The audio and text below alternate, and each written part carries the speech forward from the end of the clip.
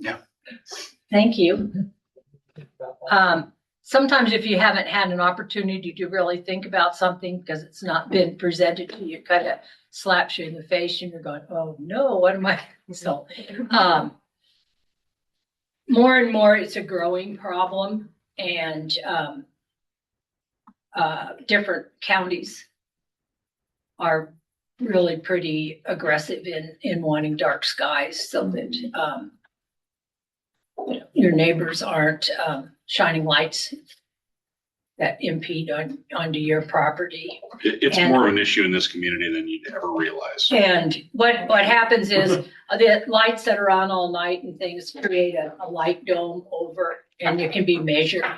And we're getting a lot in Albany County. So I was just I live right by the cement plant, so those lights are on 24/7. Yep, there you go. Now you're getting the feeling for this.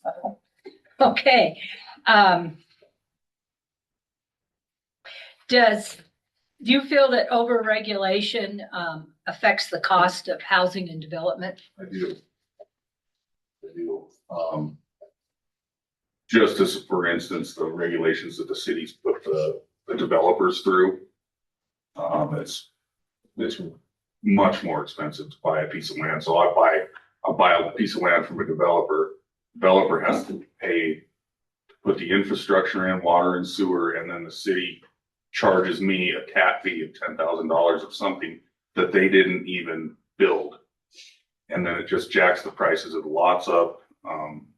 And the standards of where they want to put what they want for these infrastructures just raises the price of the property, which raises the price of the, cost of the lot, which in turn raises the price of the cost of the home. And just the hoops you have to jump through to get that, to get your development to go through is just astronomical. Putting in infrastructure, lights and sewer lift pumps and all these other things. And it's all out of the developer's pocket, which in turn he charges more for the lot, which, it's all kind of a trickle down effect. Or a vicious circle. Okay, Tom, no, I'm sorry. Oh, no, go ahead. I didn't mean to interrupt you. That's all right. I don't have any other questions for you. I don't have a generic question list for you either. Do you see any improvements that could be made at the county level to ease development hassles? And if you've already discussed something, No, go ahead. I just know you're in the industry, so I know there's a lot of frustration, at least with the city, but not necessarily the county. Sometimes I see a lot of migration into the county. Yeah, I've had to move out into the county to keep going. Okay. Maybe just some water. I think got all this property out, west of town that we had some main water lines that could feed, even along 130 and 230, get some water lines out there. Because there's no, you can't drill out there. The water's either not there or just unpotable. I think that would really. So some county infrastructure to begin with. Yeah. I think that would probably help out. I don't have anything else. Do you have any questions? What does this job entail? Like, we just go through and go to meetings and kind of say that's a good idea or that's a bad idea. And you work on hopefully resolving some of the problems. Right. And making sure that we stay within state statute. Mm-hmm. And you may end up looking at regulations to see if there's over-regulation, or you may look and find that there's areas that need more regulation, and you would work on things like that. And I've never been on it, Thomas, but if it's anything like this, the meeting is a fraction of the time it takes for me to be prepared. Other people probably can prepare quicker than I can, but I like to read through and try to understand.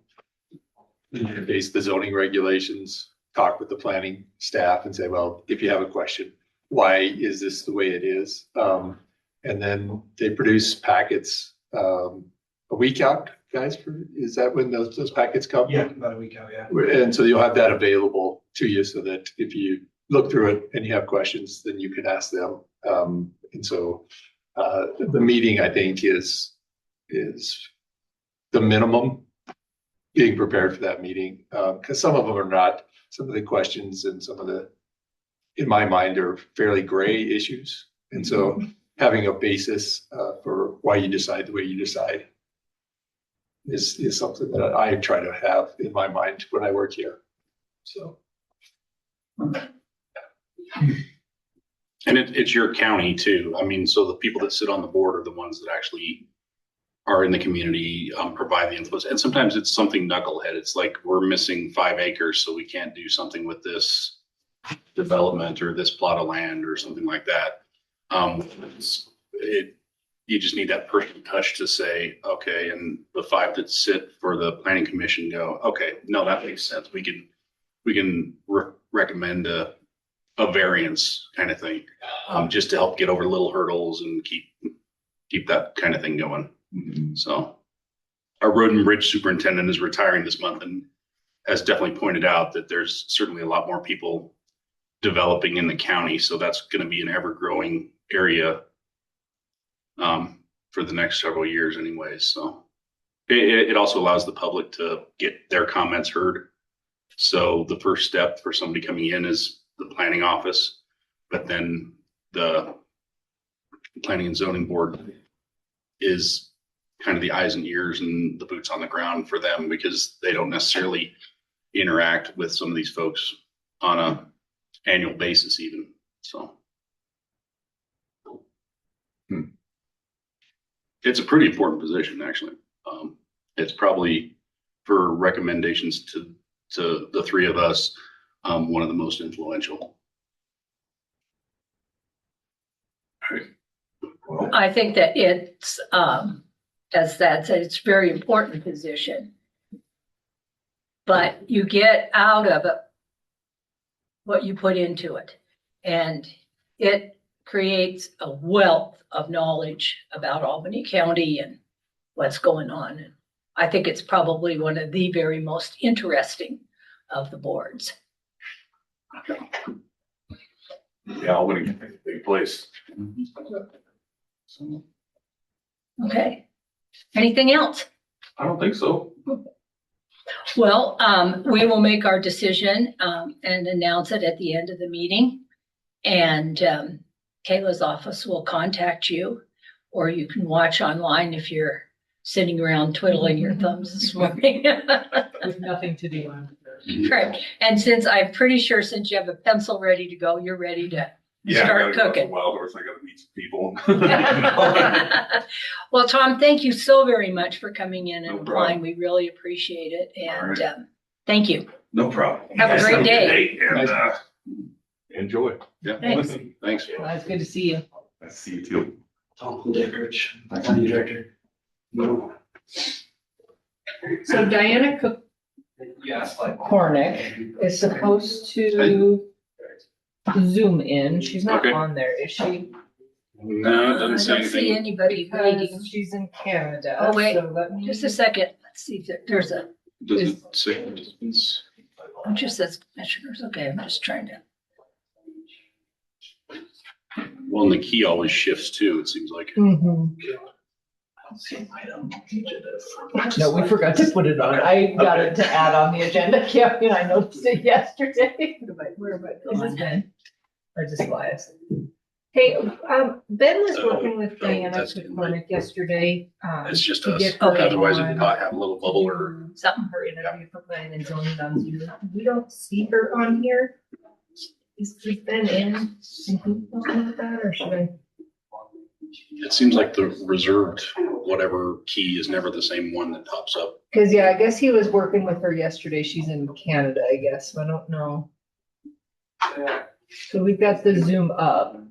Down and dirty. Yeah, if you record it, we'll set up.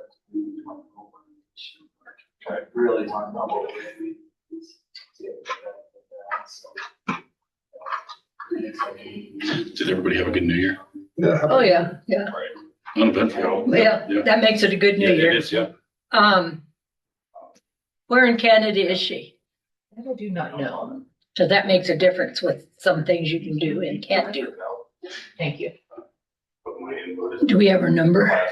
I think I can get it. He's transferring over to Ben right now. Ben was working with her yesterday, so. Okay. What's that? No, Vacuum? it could be. Oh, yeah, I hope it's a vacuum. We'll I know, hope it's- I thought it was a siren. I know, that's why I I know thought, that- I'm like, it's not Friday and Okay, it's then. not. Yeah, it's not 10 in the Yeah. morning. Yeah, I was just wondering if, do you know about Diana Kapornik? I think you were with her yesterday. Oh, you were? Oh, okay. Well, then I will just see if we can get her phone number. Tammy thought that you were working with her to get her on for Zoom this morning for her interview.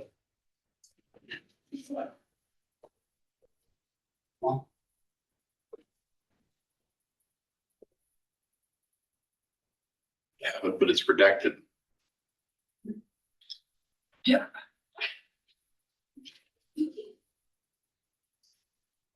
Yeah, for the planning and zoning.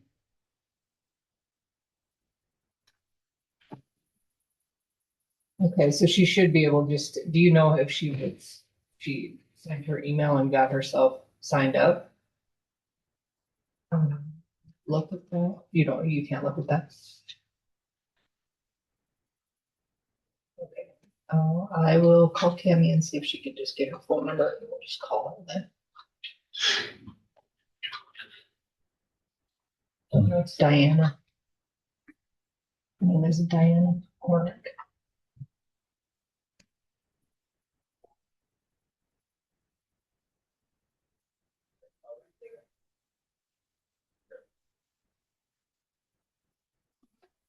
Yeah, because, well, we've got it on already, because we started at 7:45. If you guys want to start with Mara. Yeah. Okay. And then I'll get her. Come on up, Mark. Okay, I'll yeah. just work with Tammy to see if I can get her phone number. Happy to trade spots. Yeah. Since you're here, let's go. Good morning, commissioners. Nice to see you. Well, good morning. And thank you for coming and Happy New Year. Yeah, happy new year to you. You've been through the routine before, so we kind of go around and ask you a few questions, and then at the end, if you have questions, please feel free to ask. Thanks. Go ahead. All right, thanks. Good morning, Maura. Thanks for being willing to put your name in again and for your service in the past. Sure do appreciate it. Can you tell me about your thoughts on if the county has the obligation, the right, the legal authority to do zoning? Yes, yeah, I think that's pretty clear that the county has the legal authority to do zoning, as do all the counties in Wyoming, and they all avail themselves of their right, and they all do have planning and zoning in all Wyoming counties. And so you're, how would you go about assessing whether a zoning regulation or a restriction was adequate or not? Well, I think that we, of course, have to follow what's in our land use plans and the zoning resolution and other regulations that are on the books as like the guardrails for what we do. We, of course, have really benefited from having Deputy Attorney Matt Ayers present at the meetings to keep us within our guardrails. And the planning department staff also keep us within those guardrails. So I think there's a lot of structure as to what we can legally do. And we often do look to what other counties are doing to either follow up on their ideas or question some of their ideas in some cases. But we strive to not make arbitrary and capricious decisions regarding planning and zoning regulations and the recommendations that we give to you. Thank you. And if you were reading over the regulations or something before you, or there was an oversight, something that you felt needed to be addressed, what's your process for doing that? In terms of like proposing a change to the zoning ordinance or the zoning resolution or another regulation? Well, I guess we as a body discuss whether there is interest and momentum to make a change. We would vote on whether to direct the planning department staff to try to draft a regulation change to affect that kind of outcome. And for example, I think we've gotten a lot done this past year. One thing, many things the planning department has initiated. One thing that the commission initiated because we were told we were not in compliance with the state law regarding fencing around subdivisions. We undertook drafting regulations and proposing them to the group and to going through the public comment period, having your body then go through the public comment period before they were adopted. So we follow the public notice requirements that are in state statute when we try to affect a change to the regulations. And my final question, you're professionally a geologist, as I understand it. Yep. If not more things. How does that help you in that role as a planning and zoning commissioner? Well, I guess I probably use my geological background and maybe my broader regulatory background from my career in trying to read the zoning resolution and the land use plans and all the regulations on the books to make sure that I'm interpreting things properly. So that has more to do with my career background than being a geologist. I guess my geology comes into play when we're looking at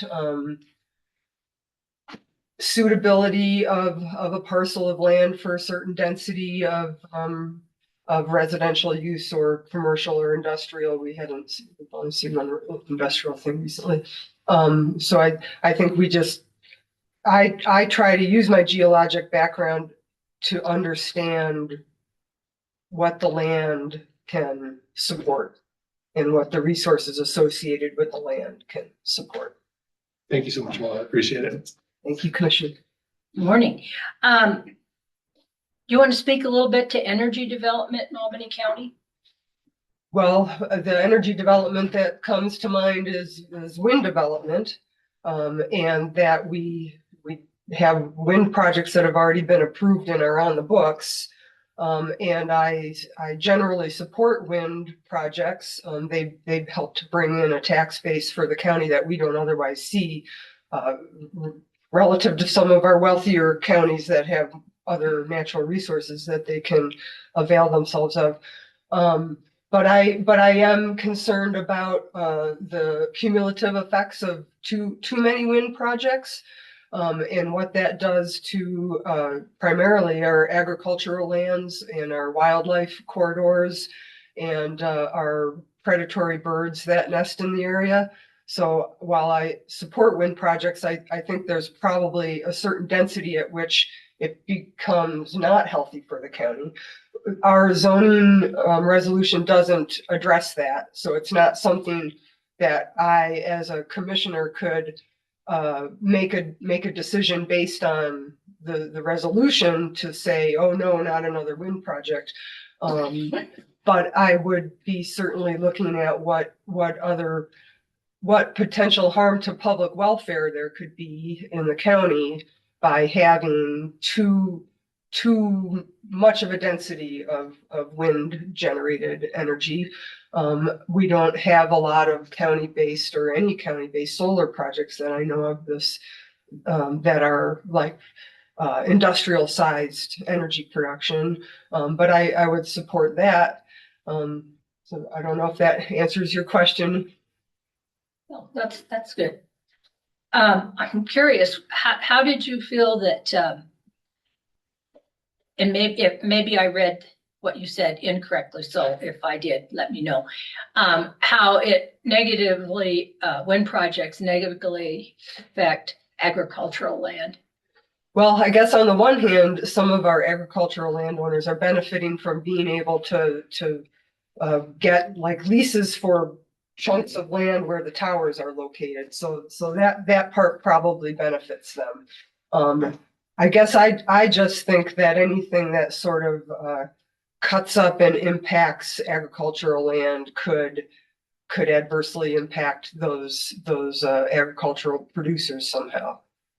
But maybe I know they're pretty happy to get that money for the leases, just same as when they can get a lease for a small part of their parcel for, say, a communication tower. Right, exactly. But the impacts to wildlife, I think are the thing that I would be concerned about as well. I don't think that it's been thoroughly studied. You know, the wind project that was going to go in up by Mortenson Lake, that did not get approved, I don't think. That's right near a wildlife refuge, and I don't know if that was a great location to put a wind project. In terms of the richness of the wildlife in our county that our county residents clearly cherish, and it's really laid out well in the Albany County Comprehensive Plan that that's a value that the residents hold, is protecting our wildlife. Okay, thank you. And what do you think about our dark skies regulations?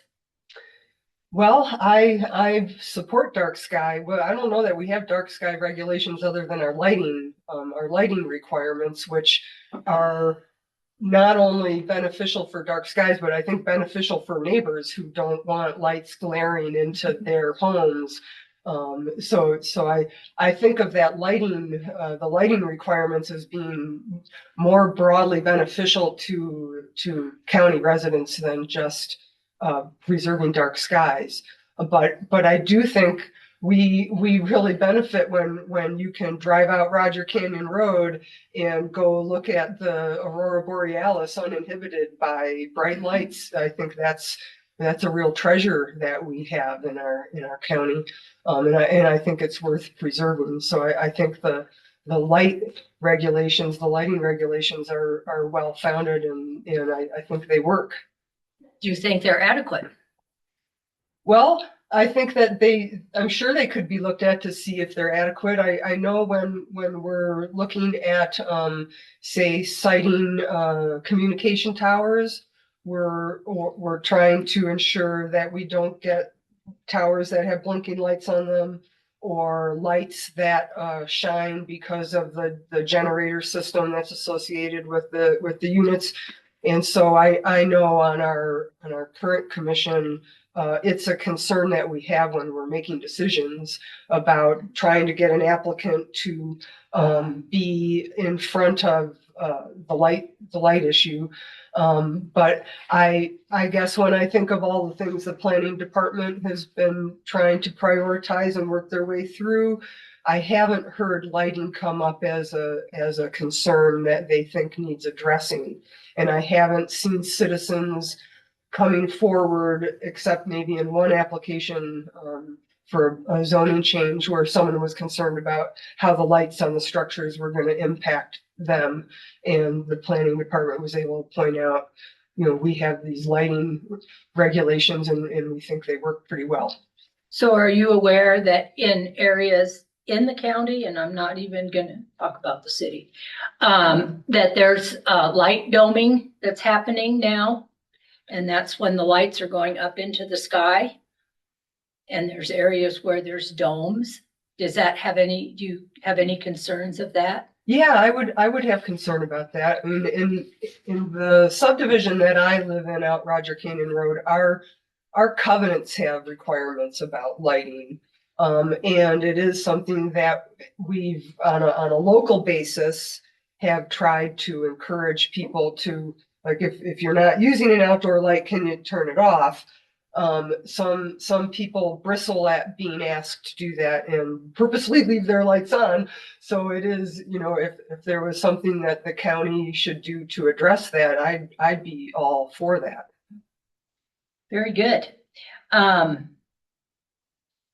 In your opinion, what's the importance of respecting private property rights? Well, I think the private property rights are woven into everything that we do, that, the zoning resolution and the regulations, they are already designed to respect private property rights, and that there, it really clearly spells out what your right is.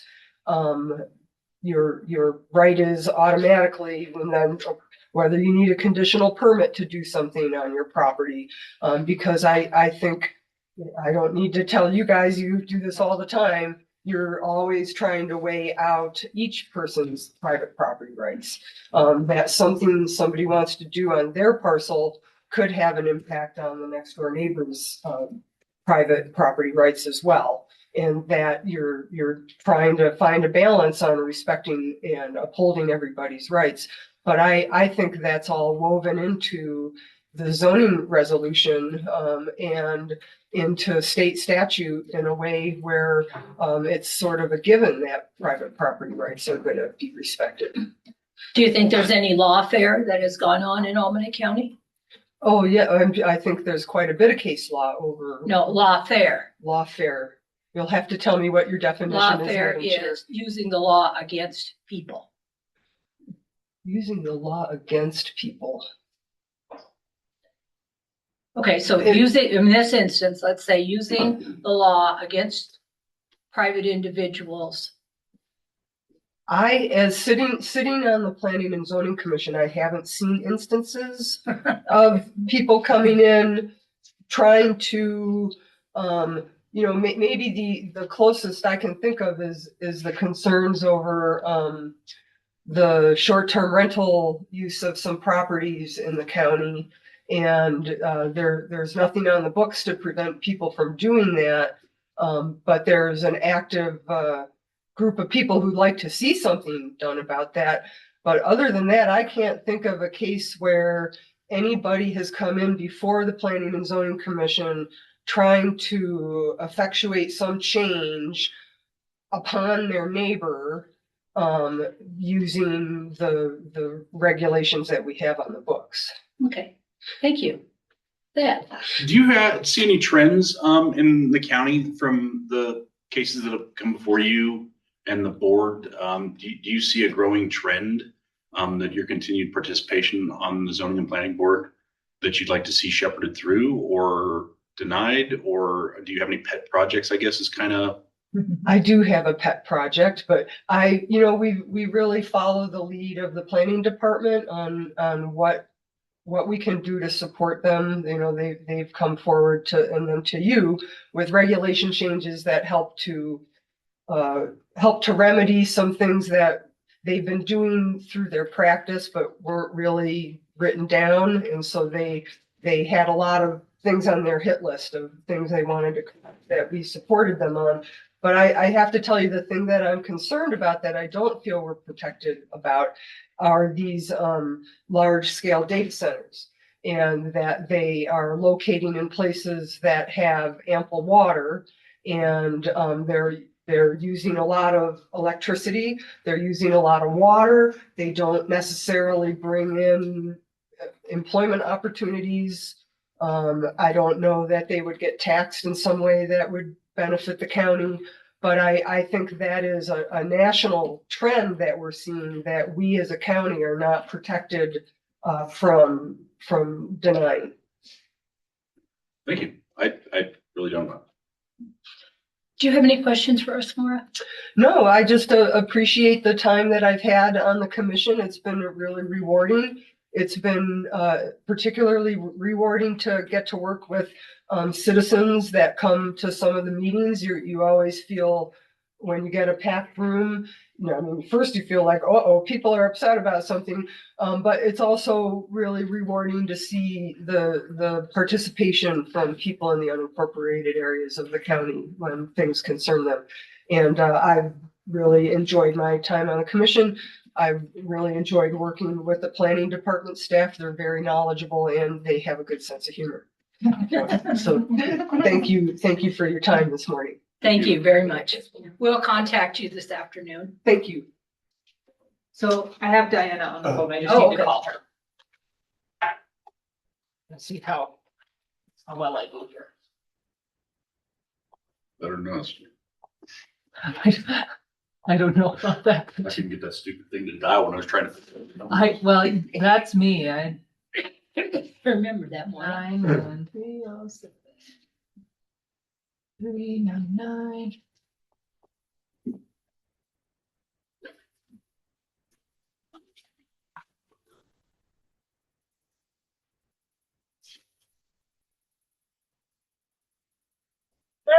Hi, is this Diana? It is, yes. Diana, this is Kayla, the county clerk. I've got the commissioners here, so I'll just let them take it away. Good morning, Diana.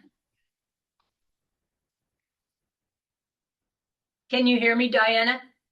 Yes, I can hear you. Okay. Thank you for letting us call in to let you in. Where in Canada are you? Actually, we just crossed the border. We're just working our way out of Detroit right now. So that's good because my phone didn't work in Canada. I had concerns about that because I've spent a fair amount of time in Canada and it's interesting to say the least. So we'll start with Commissioner Gozar. He'll ask you a few questions and I'll ask you some questions and then Commissioner Hoff will ask you some questions. And then that'll give you a time when we're done to ask any questions that you may have. Okay, that sounds good. Diana, good morning. If I need to speak up, please tell me, interrupt me. That's just fine. This is Pete Gosar. Yeah, a little bit louder would be good. Okay. All right. Diana, thank you for being part of the Albany County Planning and Zoning Commission. I do appreciate it. We are, as a county commission, I feel really lean on our commissions to be helpful to us as we try to administrate the county. So thank you very much in advance. I just wanted to have you kind of explain if you think the county has a role to play in regulation, both legally and as a guide to private property rights. A person's private property rights, in my understanding, extends to the boundaries of their private property. So could you give me a little bit more on what you think about the county and planning and zoning and regulations? Yeah, I think I am in favor of property rights, and I think that a person should be able to do what they want to do, and problems come up when they start to impact their neighbors. And that's where we do have a role, where the county government has a role in regulating that and letting people know what they can expect. So that I think consistency is really important in the regulations and in the enforcement of them, so that people know what they can do with their property before they. Thank you. I appreciate it.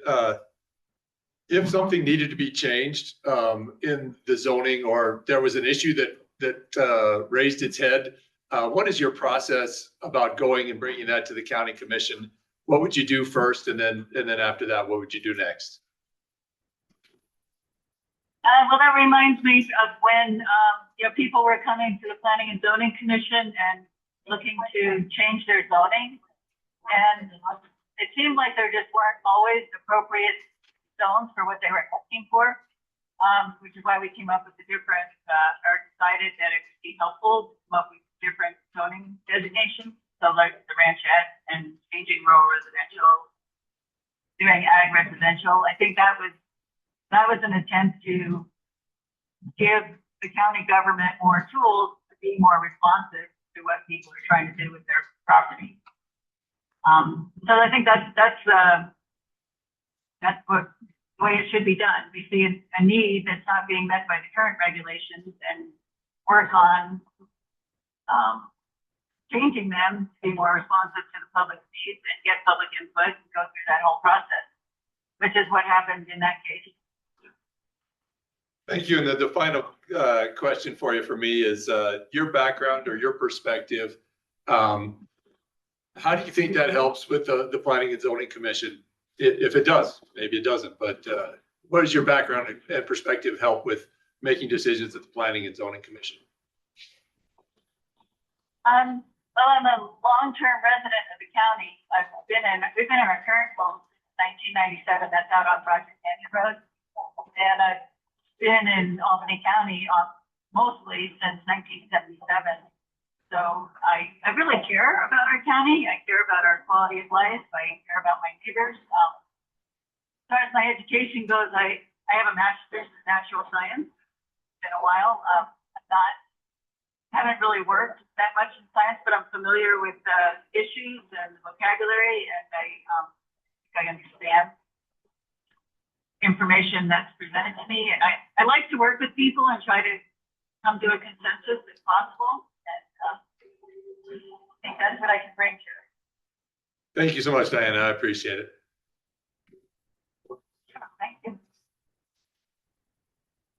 Hi, Diane, this is Terry. Would you speak to energy development in Albany County? Energy, so I assume you're talking about wind. Well, I'm talking mostly- about any kind of energy development in Albany County. Well,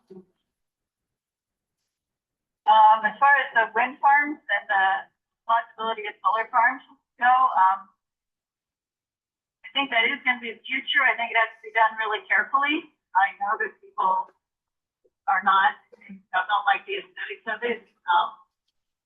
It does seem to be the cheapest source of energy for our country going forward, from what I've read.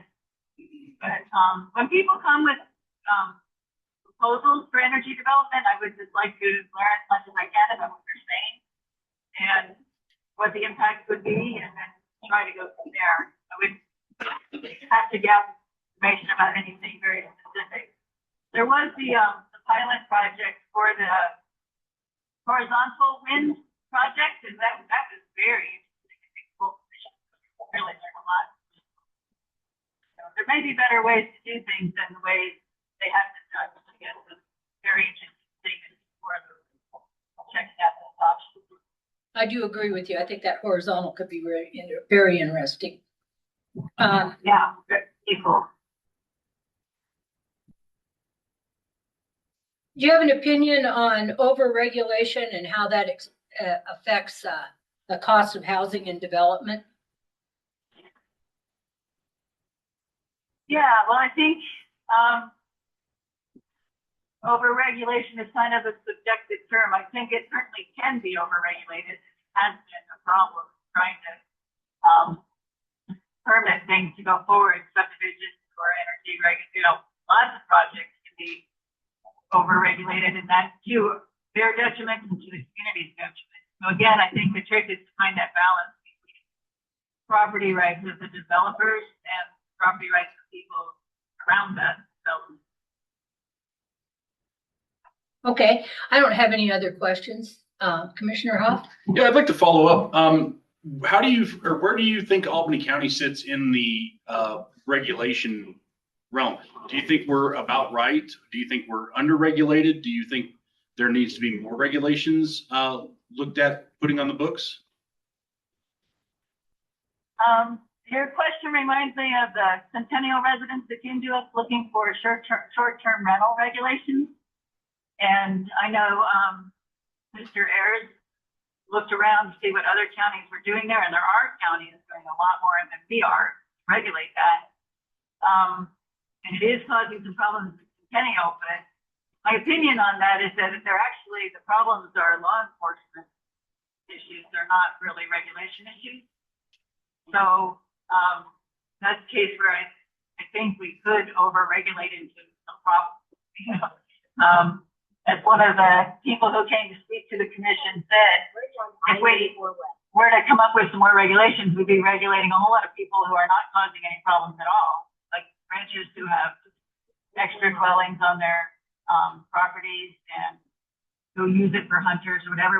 Those people don't need more regulations. They don't need us to come up with some regulations that they then have to try to work around or look for variances for. I'm really thinking that the Centennial issues should probably be addressed through law enforcement. So less regulation in that case. That's just an example, but I like to think about things on a case-by-case basis. And I can't really think of a case where I think we need more regulation. Okay. I'm not an expert on what other counties are doing, sometimes we ask, if we're not sure what's going on, we ask what else is going on in the state. And Mr. Ayers is very capable at explaining that. He's really knowledgeable about what else is going on. You kind of rely on what you know. So I know that there are counties that are doing a lot more, but I have not felt the need for us. Okay. And then I guess my last question is, do you have any projects that you'd like to see shepherded through in a future tenure? Do you have any pet projects or anything else that you'd like to see I don't done? have any pet projects. I don't. Like, I know that that short-term rental thing might become a thing. But as I said, I really would like to see that addressed through law enforcement more than planning and zoning or regulation. The problems were being caused by people that already break the laws, so I don't see any need for more regulation. Okay. Thank you. Do you have any questions for us? I don't, do you guys have any prep projects that would affect planning and zoning that you're intending to work on? Not at top of mind. No, I think the planning department's doing a great job with enforcement and kind of catching up on that in that regard, but no. Okay. Well, sounds like we're on the same page on that. Well,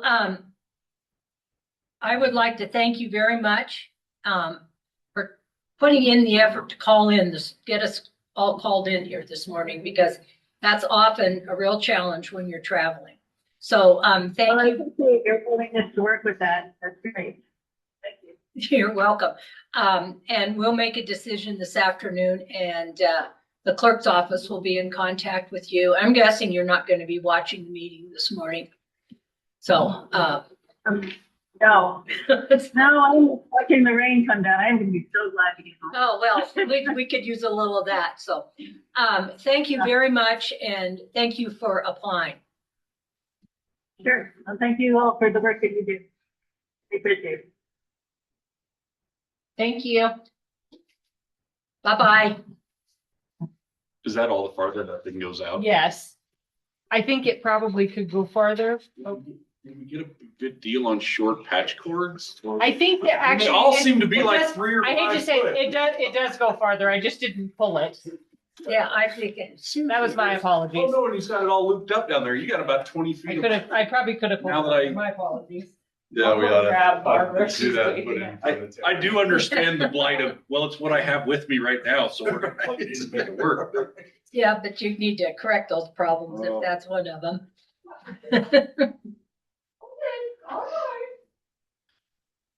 Maybe he wanted to come and read.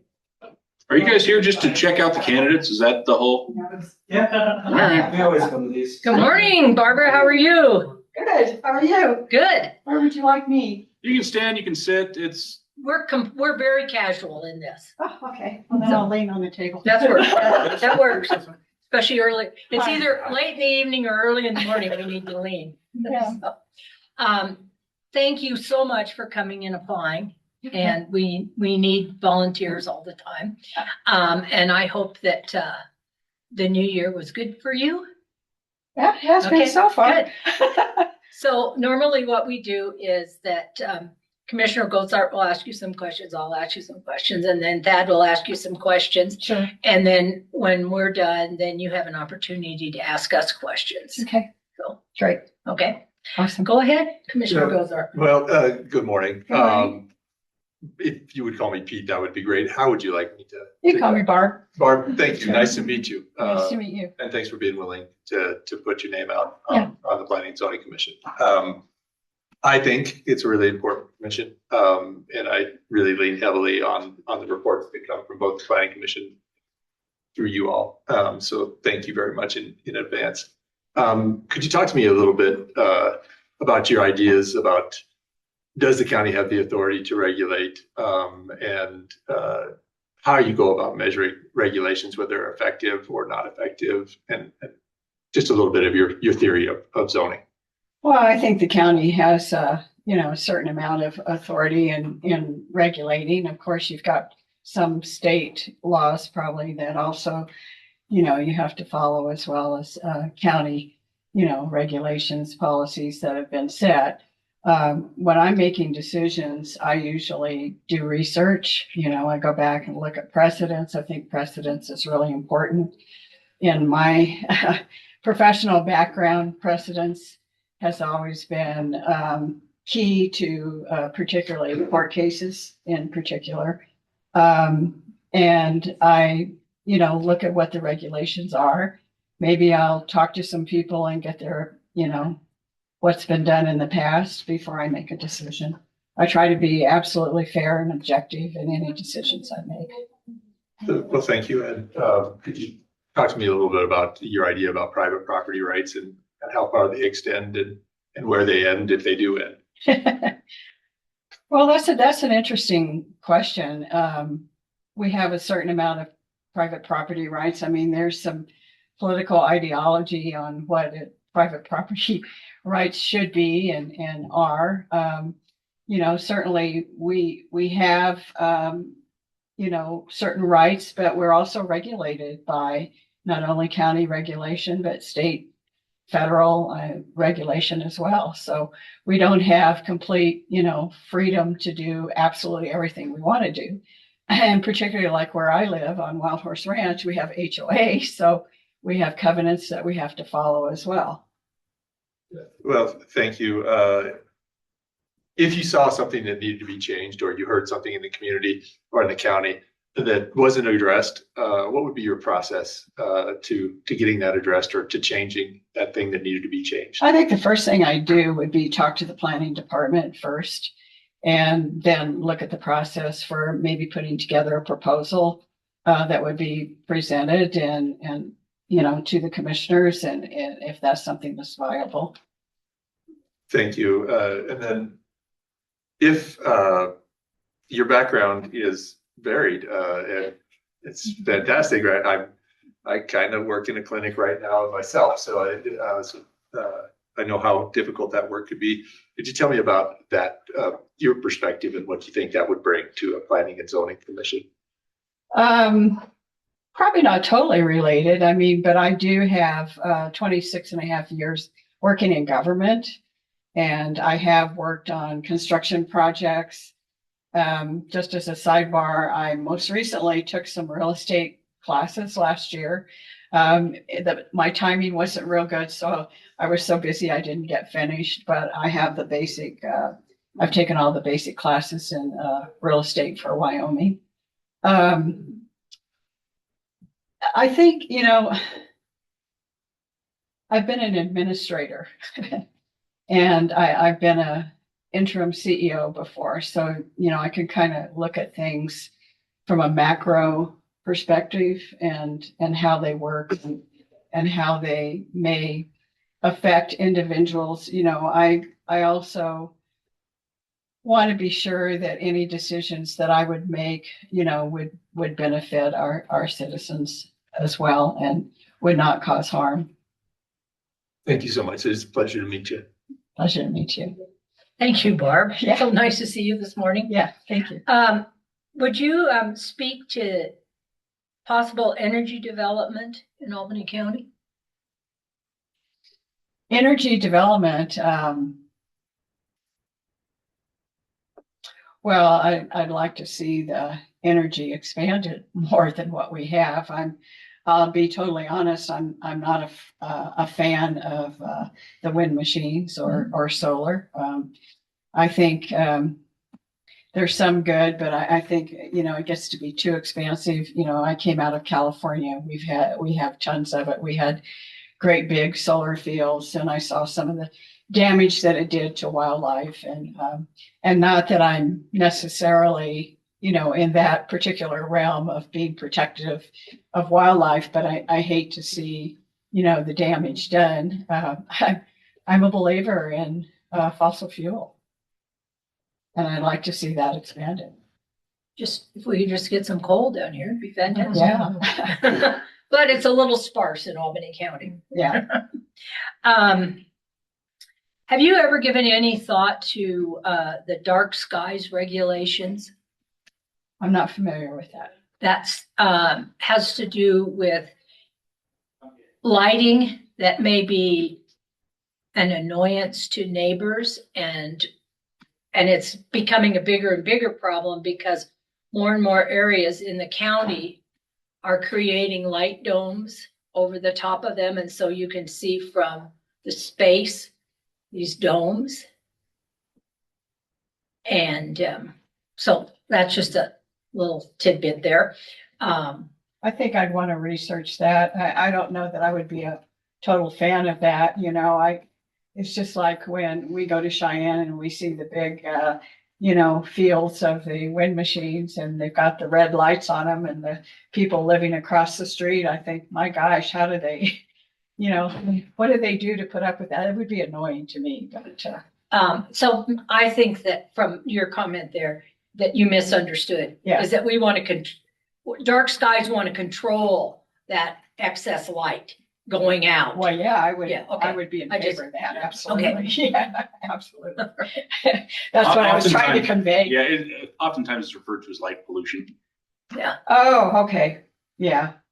I Yeah, should would- have phrased it better. No, Thank you that's for that. that, but yeah, I would want to control that. I don't think I'd be in favor of that, yeah. Okay.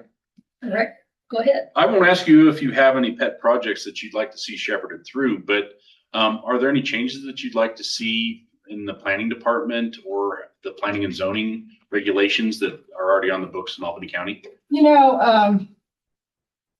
I moved here almost 5 years ago, and we've had, as you know, some interesting experiences with the home that we bought out on Wild Horse Ranch. And one of the things I'd like to see, and it would probably have to be maybe statewide, but I heard after we bought and we had all our problems, Wyoming is a buyer beware state.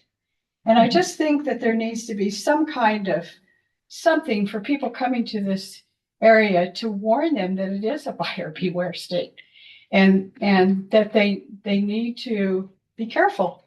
I mean, we've had people out on the ranch that lived in North Carolina and was having a home built on the ranch and paid $40,000 to a cement contractor that never showed up. And it was their life savings. It's that kind of thing that, and we had a lot of problems with our home. I mean, after we bought it, we found out the truth and it wasn't anything that we were told when we bought it. And even our real estate people didn't say anything about, well, here's what was going on with your house when it was being built. And I think people need to be warned. Some more of an education. Yeah. Okay. Yeah.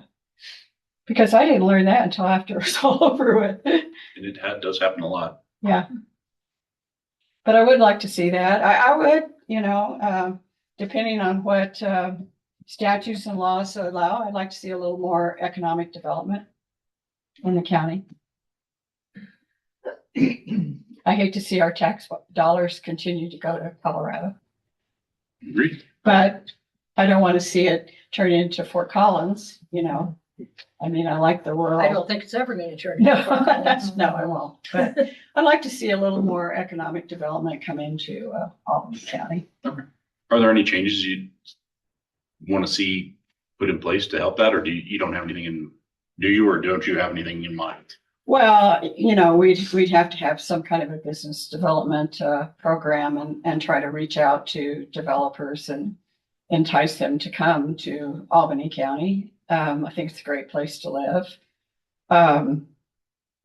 There's something else I was going to say. I just lost my thought. I'm sorry. I think there's a lot of opportunity here. And I think we're missing a lot of tax dollars as a result of it. Have you ever heard about the study that Harvard did? And in the state of Wyoming, it was brought forward by the Business Council. No. That study says there's too much regulation. And it appears that the regulation is intentional to stop growth. I would believe that. to a certain extent. It'd be, I yes. mean, I'm just saying, it'd be Yeah. worth you looking into that. 'cause Yeah, That's a very interesting study, I'm sure. it is. particularly when it was the State Business Council that, I think it's commissioned that. controlled, I think it's controlled growth. I think there are individuals who control that for their own profit. Take when you get a chance. I will. I'll It read is, so it's on the Wyoming Business Council's website. You can actually see all of it. I'd like to read that, Okay. yeah. And just to clarify, it's a legislator derived study. They funded it through the Okay. Wyoming Business Council. It wasn't a business council funded study. You know, and I'm not into so much regulation, but it wouldn't hurt to have like building inspectors for the county. Well, that's and I agree to have a county building inspector. I don't think we need to have, we just need the basics Yes, because it would eliminate the problems that you had if there had been right. a building inspector Right. and I mean, we were totally lied to on our house about a lot of things. that Yeah. that would have helped with that problem. Well, it would have, and it would have. I shouldn't say anymore, but Yeah. But we've discussed it, so we. Yeah. but I would like to see that. I don't, I don't want to see the regulation that the city has, but No, we certainly need something more in the county to protect our citizens. Thank you. do you have any questions for us, Barb? The only question that I had was, in the event that you choose to select me for the commission, I live about 26 miles west and my weather isn't the same as what you have Really? in town. I didn't know that. You know. And do you, when you have meetings, is there the opportunity to have Zoom, where you can zoom in case I couldn't physically Yes. make it in? Because that does happen. Yes, So, absolutely. okay. That was one of the positives of COVID was the ability to do Zoom. Yeah. Kayla's office will contact you this afternoon, and if you're so inclined and wish to watch the meeting this morning, you'll be able to see our decision a little later on. I would love to do that, but I have my husband waiting. And we actually had some other business here this morning. Okay, so- well, so Kayla's office will contact you. Okay, awesome. Thank you. Thank you for the opportunity. Nice to meet you. Thank Really you, Barb. appreciate it. Nice meeting you as well. Thank you. Good to see you. The planning director. Oh, nice to meet you. Yeah. Thank you. Okay, good. Awesome. Thank you.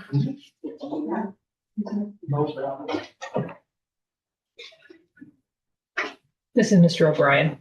Well, good morning, Mr. O'Brien. Good morning, everyone. How are we doing today? Well, quite well. How are you? Really good, really Well, good. Happy New Year. Thank you. And the same. to Thank all of you. This is very casual. Okay, Okay, so am I. Commissioner Gozart will start the questions and then I'll ask some questions and then Commissioner Hoff will ask some. And then when we're done, then if you have questions, you're certainly welcome to ask them. And Sounds good. okay, Good morning, sir. Good morning, Mr. O'Brien. Please call me Pete. I don't believe we've met, so how would you like me? Craig is fine. Greg, thank you so much, Greg. Thanks for being willing to put your name out on a board that I think is incredibly important. It probably takes quite a bit of time for people on that board. So thanks for the volunteering. Really do appreciate it.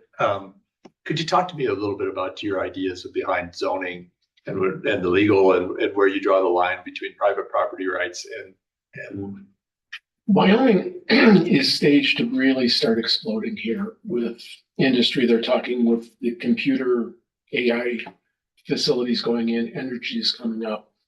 So I look at the zoning as becoming very important for protecting the county, its properties, and also the individuals and their properties and their property rights. So you need to spend time researching and asking questions. And I've never been afraid to ask questions if somebody thinks it's a foolish one. Maybe it was, but I needed the information to be able to give an informed decision. I've got experience working with, sorry, experience working with planning commissions and city councils and that. I was the president of the Chamber of Commerce in Kemmer before we moved out here for about 4.5, 5 years. So I understand that you have to take a stand and you have to protect the community that you live in. I'm retired. My wife and I and our 2 little dogs live out on Antelope Ridge Loop. It is a homeowners association in the county. And I've had to explain a couple of times to people that, well, we're in the county, we can do what we want. But you bought in a homeowners association and you can't have a herd of cattle on your 4 acres. But I understand and appreciate that people need to stand up and be responsible for learning the ordinances and helping to enforce them and even giving opinions. I fully believe that I can do this. I'm retired now. My wife and I are both retired. So I have time to put in with the council or the chamber and all the other groups to talk with and meet with people. This is my home. We moved here from Illinois in 2013. I worked for the power company over in Kemmer, and I do truly love Wyoming. And this is where we're staying for the rest of our lives. And I want to make sure that it is the best possible outcome for all of the people in the county that we can get. If that means at times, you have to be hardline and say no, or you have to stand up and say, no, I really believe that we need to discuss this and talk about it. I don't have a problem with that. I've been in heavy industry for 44 years, the last 28 of it in management positions. So I understand somebody makes a decision, you work through the system. I have a background in instrumentation, electrical and heavy industry and chemistry, so I understand our chemical industries. So I understand how to look at blueprints. If a project wants to come in, to look at the whole big picture, not just, oh wow, they want to put shopping mall in, or they want to do something like that that'll look nice. I question things. If I see an issue that requires that the planning commission can handle directly, that's fine. I'm more than willing to do it. If we see something as the planning commission that requires the commissioners to get involved with, I don't think any of you guys might. I have no trouble coming up and talking and say, hey, this is where we're at. I'm looking for some advice. The planning commission is looking for some advice and some help and maybe some guidance. I can be very hard-nosed and deliberate in doing things, but that's not always the best.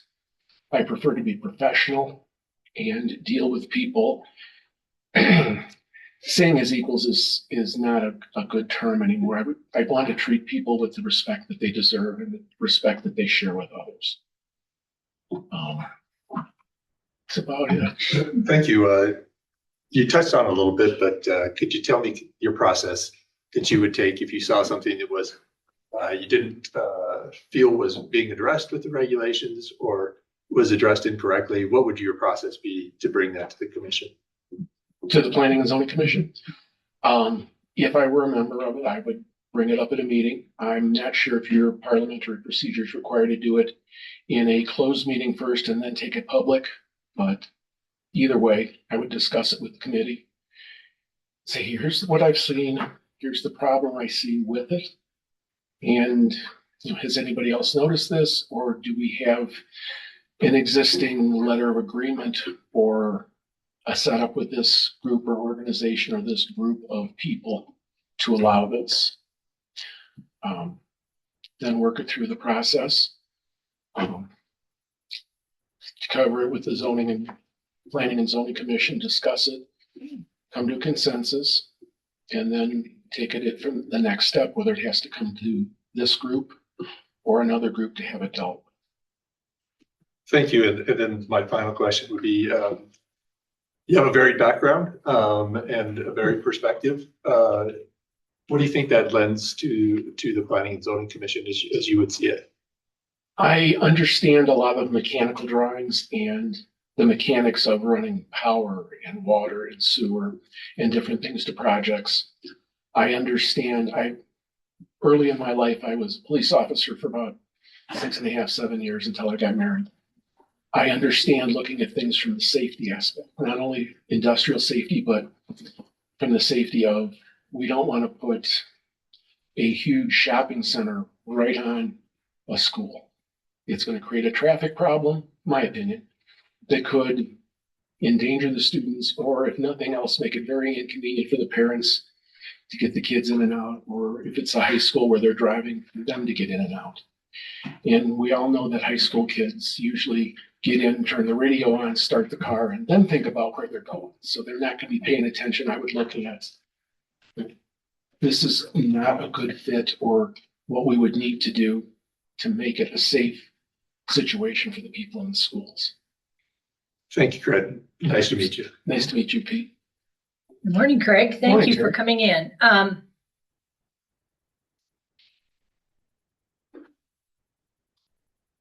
You've had an interesting experience over in Cameron, an experience that I don't think any of the three of us have had. So, how does overregulation affect the cost of housing and development?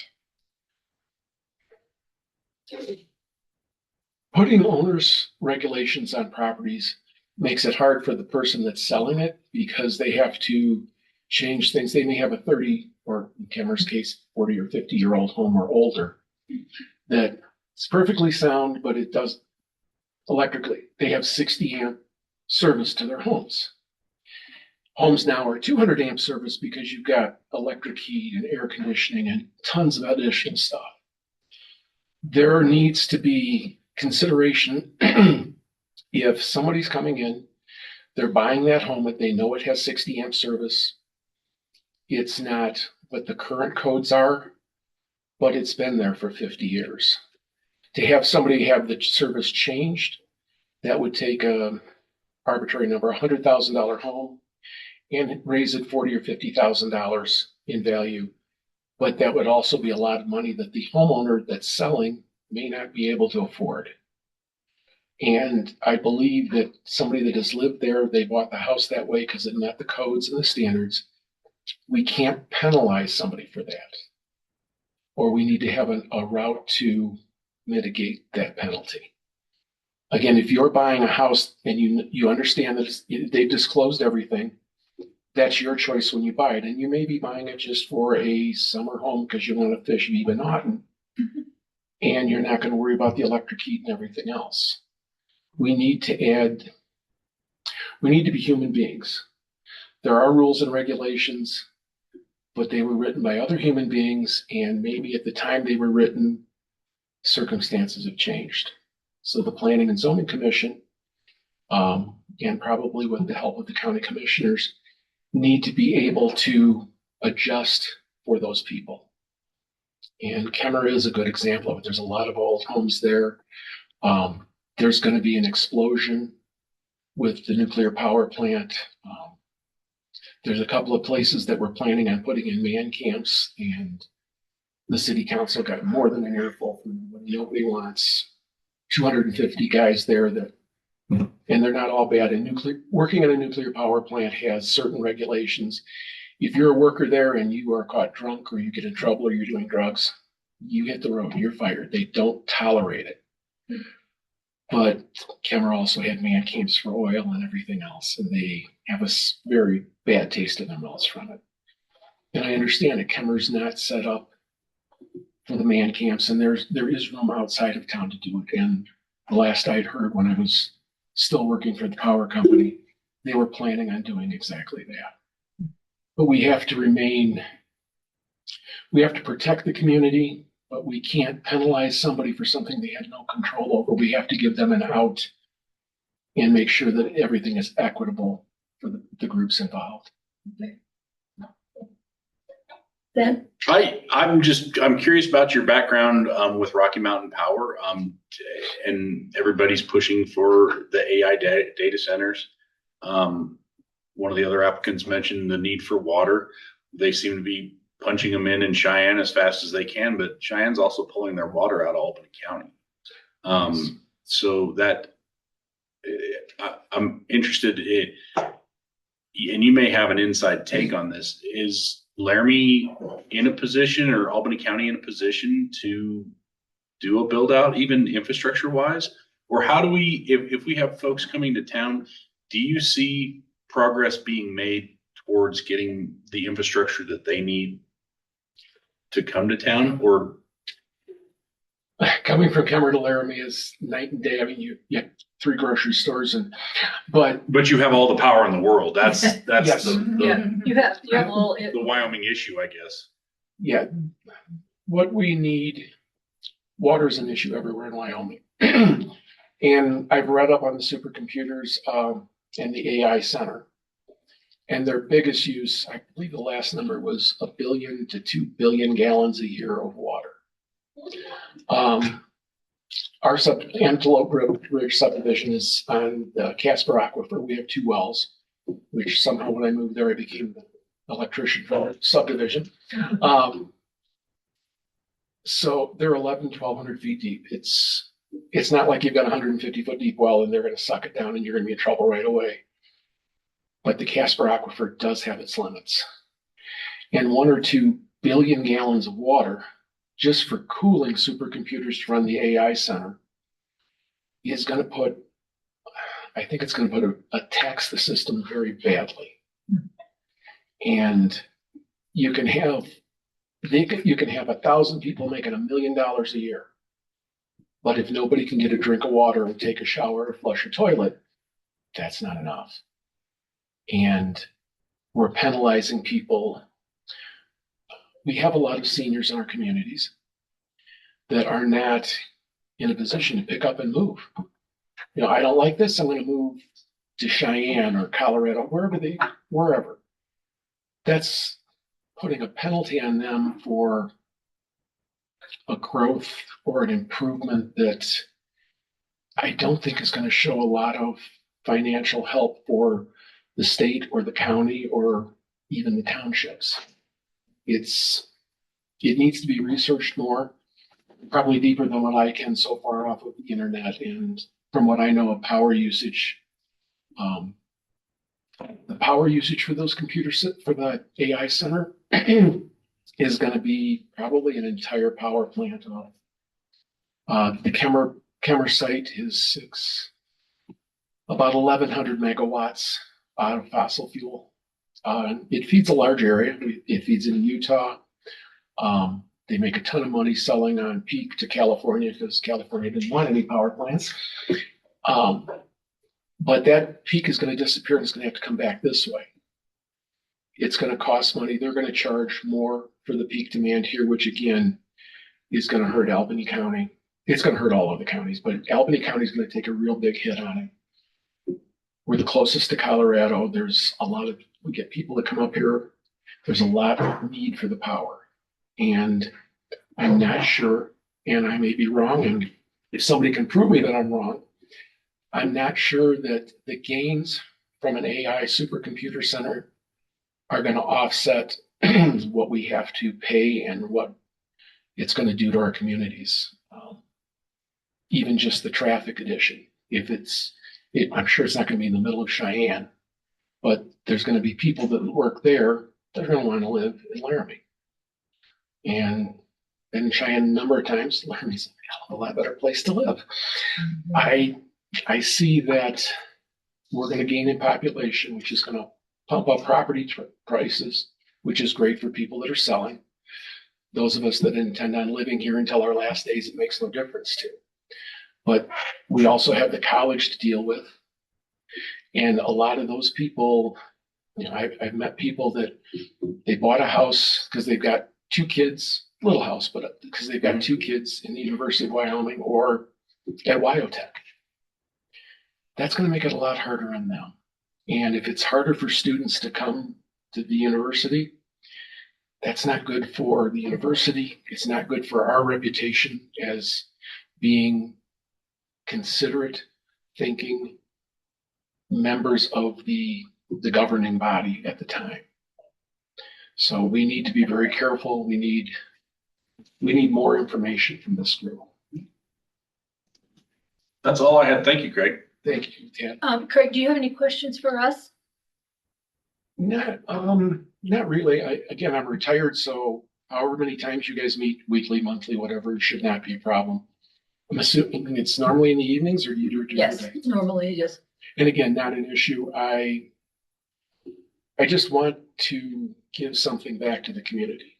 I'm a member of the Laramie Rifle Range, and I'm a range safety officer, and I truly enjoy the public days when I can work with people, and I've got the time now as a retiree. I don't want to say that I'm bored, but I've got time to get out and do things, and I would like them to be meaningful and helpful to my neighbors. Very good. Thank you Thank very you. much. We really appreciate Thank you you. applying. I appreciate your time. And Kayla will notify you later this afternoon. If you're so inclined and want to watch the meeting, you can wait till the end and find out what we do. I think, okay, there's a planning and zoning commission meeting today, I think, for a subdivision out. Oh, it's on our agenda. Yeah. Yeah, several of my neighbors or people that live in the area are gonna be here, and Oh, well, you might just wait a while. my wife's gonna come down and sit through it. I'm not trying to blow it off. I need to concentrate on certain things at once. We all and- get that. Yeah, all right. It was very nice to meet all of you. And Thank you very much much. for your time.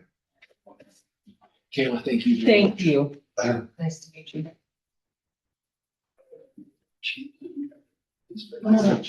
Come on up, Keith.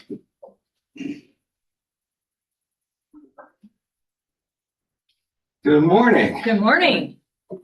Keith Kennedy, and I actually turned my application in quite late. I actually thought that the open positions were city positions, so that's one of the reasons for my delay. Well, you weren't alone. Yeah, you weren't.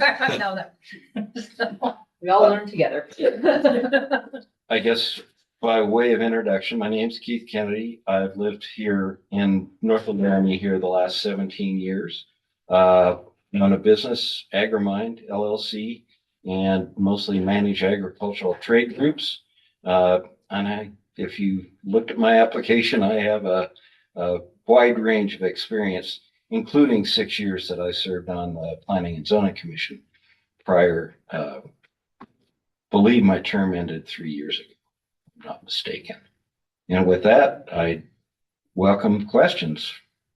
Okay, normally, Keith, we start over here with Pete. He asks you a couple or three, and then I'll ask you some, and then Thad, and then when we're done, if you have any questions, you've been through this routine, you know how it works, so go ahead. All right, thank you, Terry.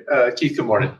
Thanks for being willing to put your name out there again and for your past service on the commission. I really do think it's important to have volunteers to help us do the work that we try to do up here. So thank you in advance.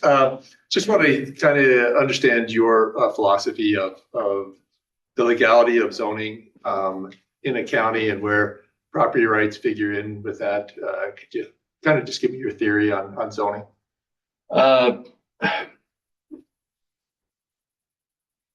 First of all, we're very much governed by what the state allows us to do because we are subsidiary to the state. I believe that zoning should be fair to the current landowners and to the rights that they have. And how we address those, a good example was when we discussed the wind project south of Laramie. And although many people in the area were opposed to it at the time, that is what was legal for those owners to do.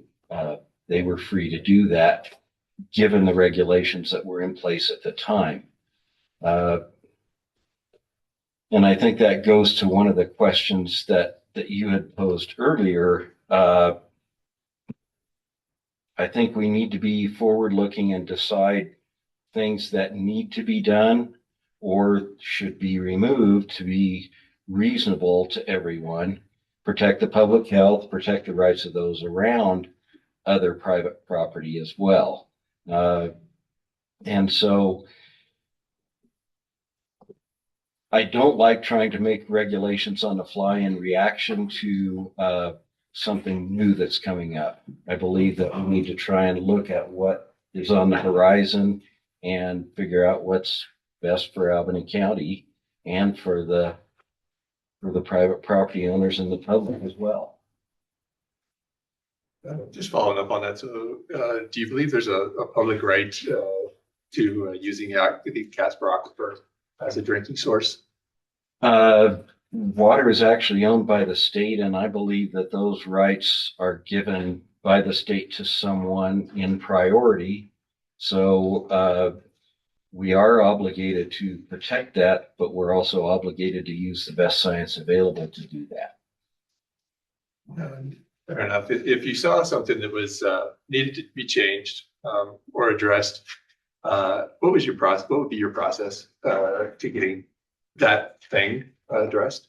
I would first of all bring it up to staff to schedule a meeting at planning and zoning for that to be fleshed out, what changes we might want to see in a specific area, and schedule that at a regular meeting.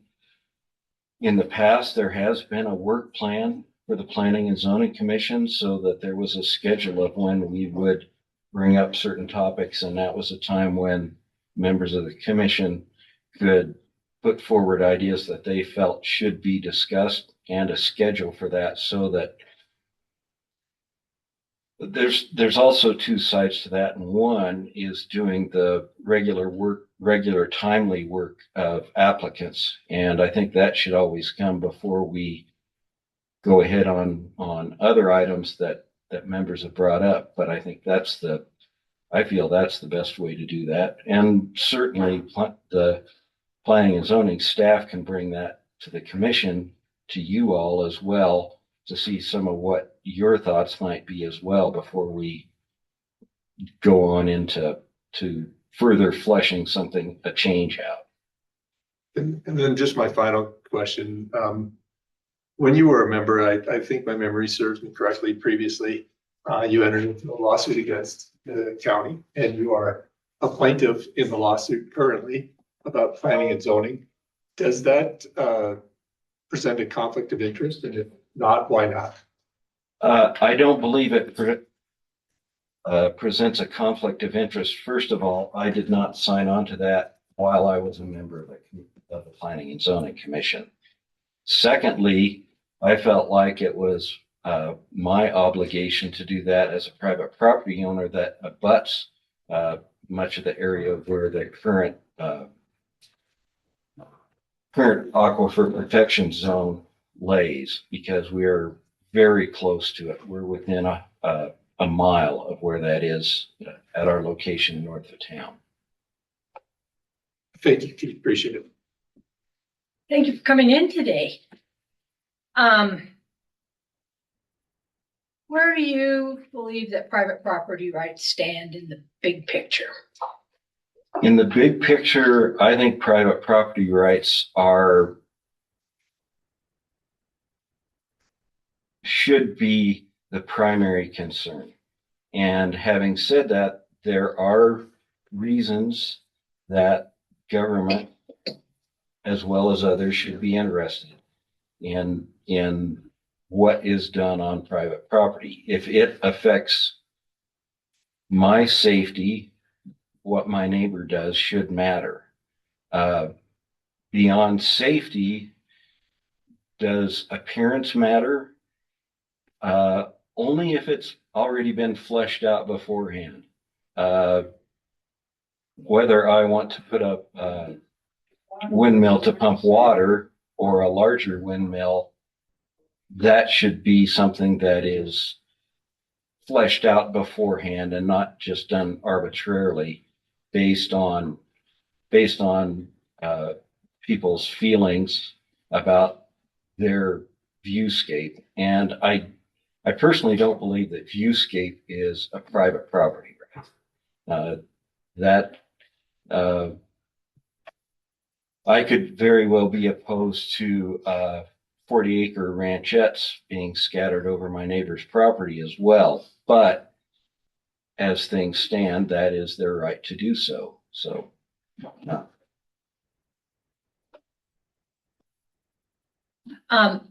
You want to speak just a little bit about energy development in Albany County? Philosophically, I have very mixed feelings about solar and wind. However, as long as those are legally viable, we should be allowed to, property owners should be allowed to do that. I actually am in a family LLC, and we actually have an option on some solar development in another state. But we made that decision based on fiduciary duty, not necessarily on what we might like to see all of the ground look like.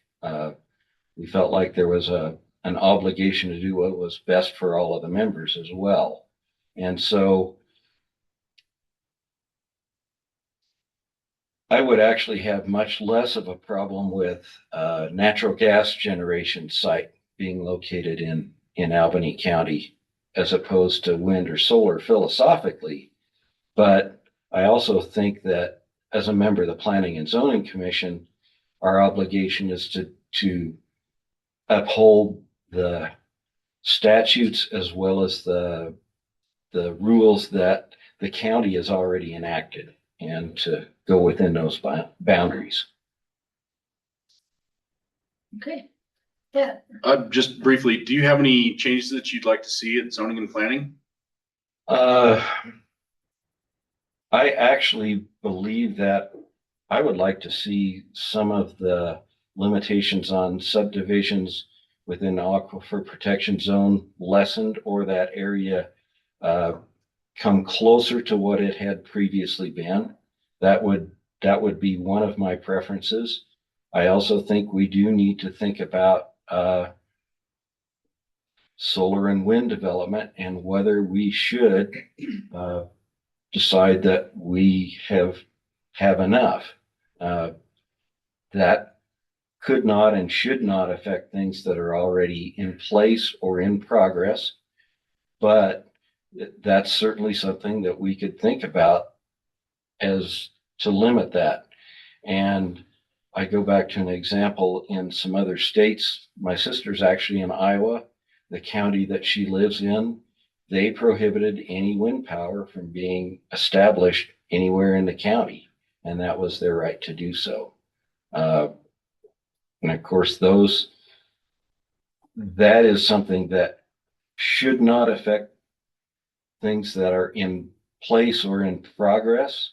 Once someone has jumped through the hoops and satisfied all the legal requirements, we shouldn't be able to shut those things down. But we also need to be careful that we make certain that things like the bonding that is in place on some of those projects, that those things are kept up.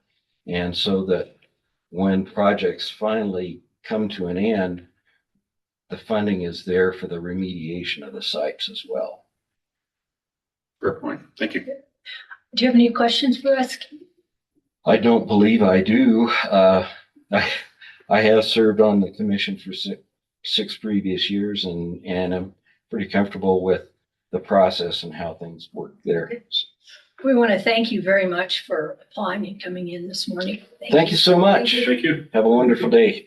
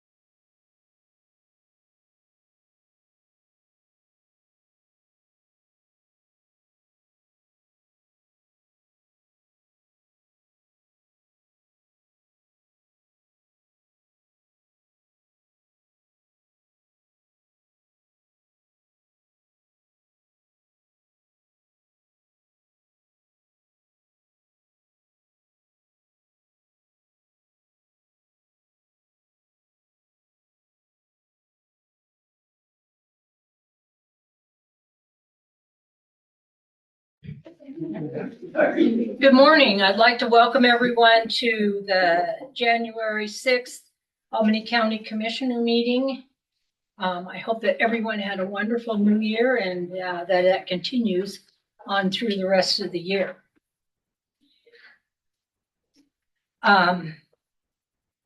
First item of business is call to order, which I've done, and roll call. Commissioner Gozar? Here.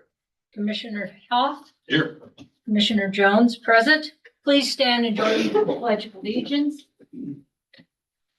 I pledge allegiance to the flag of the United States of America and to the republic for which it stands, one nation, under God, indivisible, with liberty and justice for all.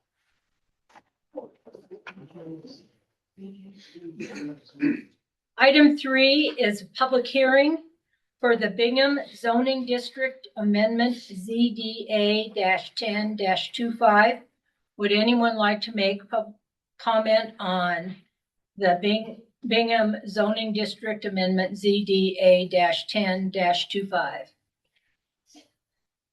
Anyone online like? Feel free. Thank you. I apologize. Oh, no worries. Your distance, This is my I'm first time. looking through glasses for close If you up. just introduce yourself and your address Sure. or my- city. So my name is Bryn Hirschman, and I am a resident at 264 Two Rivers Road, just north of town. Actually, just right up the road from where this zoning consideration is taking place.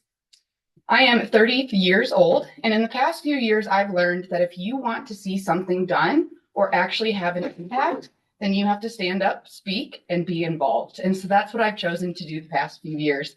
Very proud of my involvement in local philanthropy, but also throughout the state and with my job. So I want to speak to you today because I oppose the changes from zoning from agriculture to ranchette.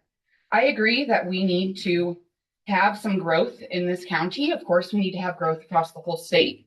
Last year, we saw the largest graduating class of kindergartners, which is so exciting, but that also means that our state is on a decline. So I completely understand the need to see a growth in communities across our whole state. But I feel that this rezoning to have 5-acre lots is not viable for that area and really is not conscious in the mind of our landscapes that we have here in Laramie. I agree with others that we need to rezone to rural residential with a minimum of 30-acre lots. I fear that if we do not follow that and have more homes in the area, there will be increased traffic, which leads to increased dust on that road. I myself see several people running, biking, jogging down County Road 51 to Rivers Road all throughout the year. I worry that with that increased traffic, I have a fear that there could be a collision with pedestrians.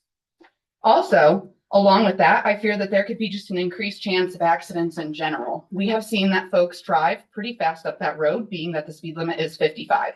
I choose to go a slower speed limit at 40 for my safety and the safety of others. But with that increased traffic, we will have significantly more people driving at higher rates. I also would like to point out that there will be an increase in light pollution. Light pollution is actually very important for a state like Wyoming. We're home to many insects, birds, and animals that thrive on the nighttime. They need to hunt. They need to be able to go out and live their life while we're sleeping peacefully. And so with an increase of homes, possibly, there would be an increase of that light pollution. I also want to just touch on a few other things so I don't take up too much time. But that area does see flooding in the spring, so that leads to a possibility of flooding for those residential areas, along with contamination to the local Laramie River that sits just adjacent to that property. I would also like to mention the amount of beautiful animals that I have seen out there. Bald eagles, a great group of deer that hang out, plenty of pronghorn, so many jackrabbits. And those animals too would be losing a place, losing area to roam, which we're starting to see reduced across our whole state and the nation. I do not agree with as well. I would also just like to mention lastly that the county infrastructure isn't necessarily in place. That area north of town would increase time for emergency services to get out there. So with an increase of homes, I would like to ask what the county's plan is for an increase of infrastructure to that northern side of town. Like I said, I understand that we need to grow, and I agree with seeing different areas in the county and the city expand, but I feel that these acreage lots are a little bit too small for comfort out there, and I would just ask that you guys consider changing it from agriculture to rural residential with a minimum of 30-acre lots. Thank you. Thank you very much. Would anyone else like to make comment? Yes, come on up. Hello, Hi. my name's Jan Hart and I live on Two Rivers Road. I've lived out there for 34 years. I've seen growth come and go. Right now there are, most of the areas on the west side of the river are zoned rural residential. And I opposed the zoning change as well from agricultural to ranchettes. Being 5-acre lots is way too small for out there. And I guess my concerns are that there would be, if the ranchette zoning is allowed for 5-acre lots, the potential impacts we urge you to consider are increased traffic. If you put 29 more lots out there, that's 58 more vehicles per day on a county road. Access to this area is via county road. There was a comparison in the application that the development would be similar to other subdivisions in the area. The Sagebrush Park, Antelope Ridge, and the High Plains all have private roads that come on to Highway 30. So they're not going, their access is primarily on private roads. If this is allowed to to be developed to 29 more lots and increased traffic, it would result in increased dust production and suppression needs and the Albany County Road and Bridge maintenance costs. We've seen an increase in dust. People drive very quickly. There's washboard roads. There was a rollover like I think a year and a half ago out there. I'm also concerned, or do you consider, is the increased number of water wells required in the drawdown of the Laramie aquifer and potential decreases in surface water flows in the Laramie River. I also see an increased risk to water pollution from septic systems to adjacent lot wells, also into the Laramie River aquifer that are immediately adjacent to the Rand Tract property. I also have concerns about, or to consider, what the adequate fire protection in that area. With the addition of all the addition of homes, we do not have volunteer fire department out there or any way to get water.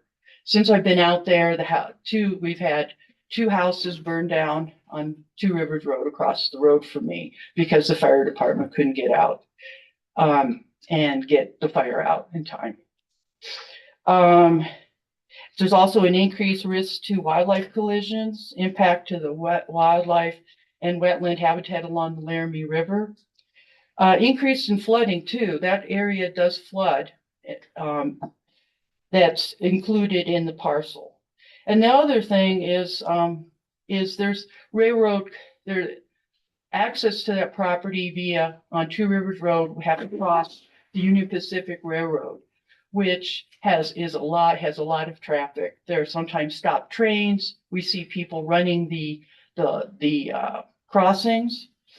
And also wanted just to point out that we're anticipating there's probably going to be increased rail traffic from the Pete Lean limestone quarry to the UPRR track. So there may be increased railroad traffic. So anyways, I understand that we need to have growth in this county as well. I agree with the previous commenter, but I really urge you to consider to be zoning from agricultural to rural residents with a minimum of 30-acre lots to protect the resources out there and the integrity of the environment.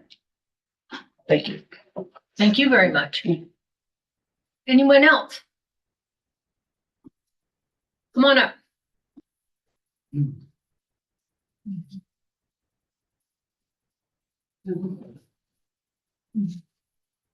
How are you guys doing? Good. I'm Brett Bingham. I currently reside on Thank you. Two Rivers Road on 221.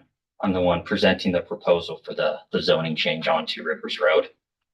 I want to thank you guys for your time and consideration for my zoning proposal. I've been able to grow up on Two Rivers Road, and I currently reside about 1,500 feet from the proposed property. There's a great community out there, and I've been able to live around them, and it is my goal to help others experience the area that I've been able to grow up in and currently reside. There are two areas that do support moving forward with this zoning change. The first being density and the second compatibility. The proposed property is located with subdivisions to the west and to the east. So the west, there are multiple residential lots averaging 2.5 to 5 to 6 and to 10 before you get to the larger 35-acre lots. And then if you move to the east, there are 3 subdivisions which have been previously mentioned, such as Sagebrush Park, Antelope Ridge, High Plains, that all average around the 5-acre parcel mark. Many other individual parcels around that 5-acre mark do exist to the east as well. Under Ranchette, we would have no smaller than 1 principal dwelling per 5 acres, keeping with the density and compatibility currently found in the area. The compatibility continues with the surrounding properties. Throughout this process, we've been able to notify all the bordering neighbors. We had a few comments today on the proposed zoning change, but from the 9 bordering surrounding neighbors, we've had no written objections from them, leading this to be a harmonious change with those that border the property. In addition, the proposal does not harm any surrounding land values and would lead to an increase in tax revenue for the county. Finally, the proposed property is in the correct location for continued residential expansion. The comprehensive plan denotes PGA 3 as growth areas typically defined by the following: growth efficient places to direct future development, continuous to existing subdivision or continuous to existing development, at least with a half a mile of existing development in areas more characteristically rural or on the outskirts of the urban areas of the county. The proposed property meets these 3 requirements and further supports PGA 3 by having existing infrastructure. Currently, there's county road access about 4,700 feet of Two Rivers Road, and there's also existing carbon power lines about 3,700 feet run across the property. This is a project that my wife and I have been working on for the past few years, and we've saved and searched for a section of property that would meet the comprehensive plan for the county and also help add rural residential lots to a town and county that we are invested in and a neighborhood we enjoy. This is a project that is important to us as it is in our own community. Those that move there would also be our neighbors. I want to make it possible for them to experience the beauty, the community, and the lifestyle found on Two Rivers Road. It's not my goal to make as many lots out there as possible. It is my goal to keep the lot numbers in the teens, not the high 20s, like it's been mentioned. Rather, it is my goal to allow for a well-designed growth area in Albany County while maintaining the density and the compatibility currently existing in the area. Once again, thank you for your time and consideration. For the proposed zoning change on Two Rivers Road, do the commissioners have any questions for me? Not at this time. Well, we'll talk to you. Later. Yeah, this is just public comment. Yeah. Oh, Yeah. sounds good. Well, thanks. Okay, I appreciate but it. thank you. No, thank you. Is there anyone else that would like to make? Come on up. You two can draw straws between you. Hi, I just wanted to bring a couple of points. My name's Laura O'Brien. I live actually over in Antelope Ridge, where we do have 5-acre lots there, and it's pretty, even that's too dense for my taste at this point. But I do have a lot of friends on Two Rivers Road. I do go down there quite a bit. I understand that the end that goes into town beyond the railroad tracks is not maintained year round. So that road can close with snow and stuff quite often in the winter. So the county would need a plan for that when, if you're going to put a proposed up to 29 lots there, you need to be able to get fire and ambulance and things through there, the more the population grows. Right now, I don't know if there is a plan or not, but that needs to be considered because otherwise you're looking at risking a lot more life and limb out there. I have seen the trains park not just once in a while, but very often, and block the entire road coming in off of 30 into Two Rivers for 45 minutes to an hour. I'm amazed by that even goes on, considering the other end could be blocked too. This is high density. I live in a neighborhood just like it, but I think something like that should be on a much higher grade road than Two Rivers, which is already a washboard most of the year. So if you add that kind of traffic, and I understand he said that his goal is not to put that higher density in there, then I think, why would you request that kind of zoning if that's not the ultimate goal? If you're requesting 5-acre lots, that is the goal. So that's just my couple points. Thank you. Thank you very much. Okay, come on up. I thought you guys would be in an arm wrestle back there. Okay, first of all, I'm nervous because I don't like to do this. That's all right. You're fine. Don't worry, just take a deep breath and. Okay. Janet Coulter, 264 Two Rivers Road, see? And I'm a neighbor to Mr. Bingham. I thought we moved in around the same time a little over a year ago, but anywho, I agree with everything that was said. I do oppose the 5-acre parcels. As you can see, I'm a little older than some folks here, and we moved out there for the enjoyment of the peace and quiet. And when we were looking, they were bigger lots, and it's just so nice there. And I like looking out and seeing nothing. I never lived in a county before. I did live in a small city. And just so happy to be out there and have that space. And I understand too, development will happen. I'm not against it. But I think if it's really in fitting with what exists there now, the rural residential of 30-acre parcels is what makes sense. And I would ask that you would consider that. Thank you also for having us all here. And I think that allows Mr. Bingham to still generate revenue from his land purchase. But I think it also considers those of us who, this is probably going to be my last home unless I'm in a home. And so I would really like it. I'd like to be able to still look out and see, yeah, there's going to be new homes. That's great. But up to 28, and if it's zoned 5 acres, that's what it could be. I mean, it's not like you could say, well, you can sell 2 5-acre parcels or something. So I'm just very against it, but it's your decision. Okay. Thank you very much. Thanks. Is there anyone else in the room? Come on up. Morning. Good morning. Okay, so my name is Christopher Edwards. I live at 17 Dog Iron Lane. So I am directly adjacent to this proposed subdivision. And I live there with my wife and 2 children, and we raise livestock. So I also object to cutting this into 5-acre parcels. We have a 30-acre lot, and it's nice to have the density not be so, and that's why we moved out there, was there wasn't as much housing. So a couple problems that I see happening with this is, like others have brought up, the county road.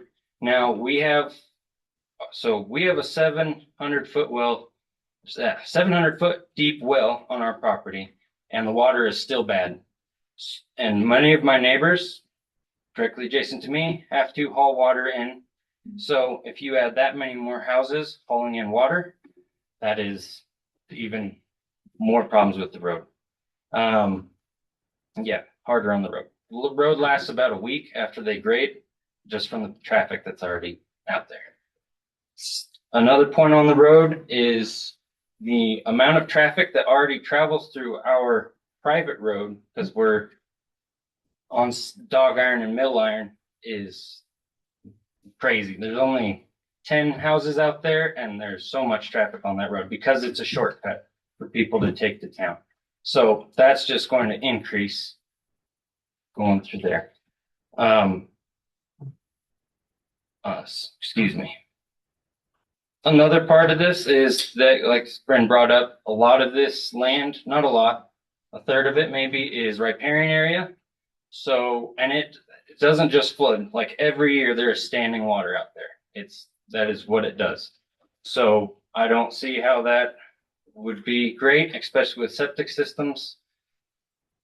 Up to 8 septic systems in the riparian area is, would not be great for the environment. I had one more point, but I forgot. So, Well, you've done very well without any notes. So. well, thank you. Thank you for your Thank time. you.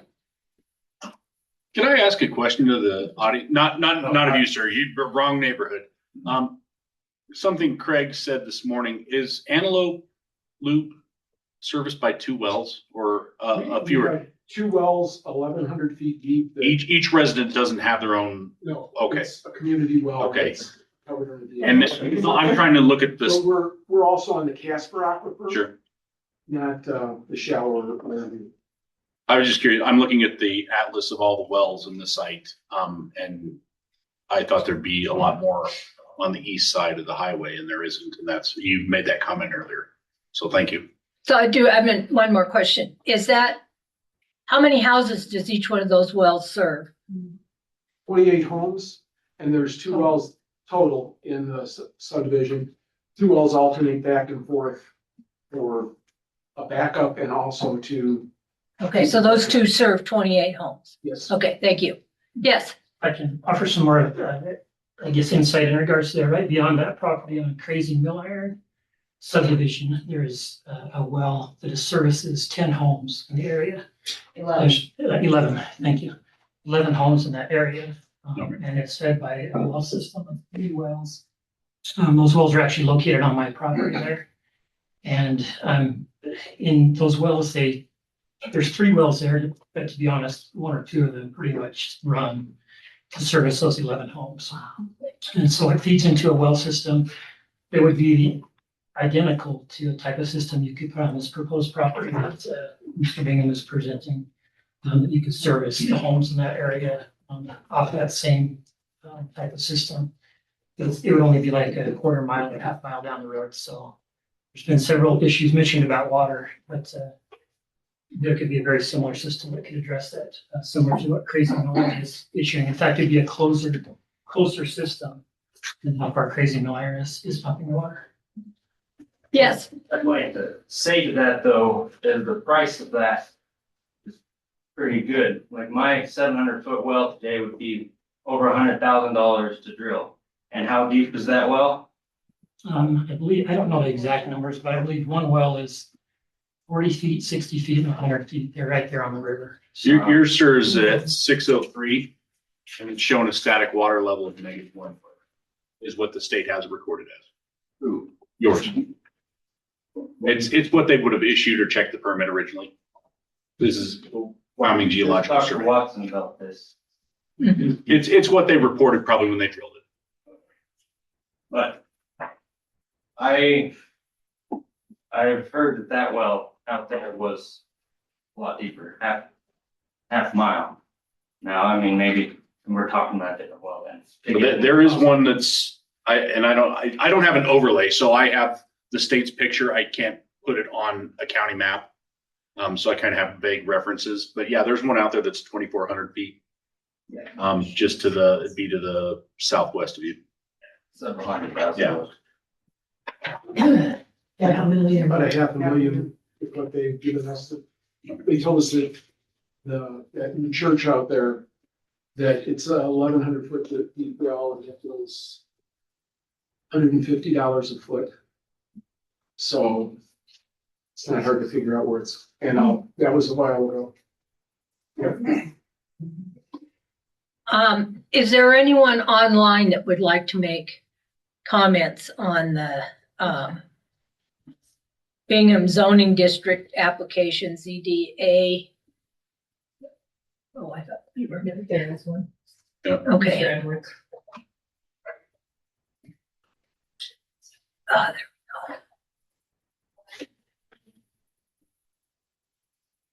Oops. Can you guys hear me? Yes, very good. Thank you. Awesome. Thank you so much. I just wanted to echo some of the comments that have already been made. I also live at 17 Dog Iron Lane, just adjacent from the property being discussed, and I have concerns about 5-acre parcels. I'm opposed to this size of parcel in this redesignation because it is a floodplain. I foresee issues with the structural integrity of those buildings being put in that section because I personally have seen a large portion of that area flooded in past years. I also am concerned about water quality. Wyoming has poor riparian area water quality throughout the state already, and I don't wish to add to that contamination through leach fields and septic systems being placed in a riparian area. I also am concerned about the washboards and poor quality of the roads with the limited capacity of road maintenance on the county road. And we do see lots of traffic on the private roads in order to shortcut from Highway 130 through Welsh Lane to Two Rivers. And I have 2 small children, and I already have concerns about whether they will be involved in a collision with the high-speed traffic on the Two Rivers Road as well as Dog Iron Lane because people drive over 40 miles an hour on a regular basis. So I think a lot more infrastructure is needed if this is going to be a change that is implemented. I also raise livestock on my property, and that puts all of this proposed subdivision downwind from my operation, which I could see being an issue with the repercussions of having livestock and the smells and sounds that livestock tend to generate with a small scale subdivision. So I think that is all that I have, but I appreciate you guys for your time and everyone else who has come forward with comments. Thank you very much, BJ.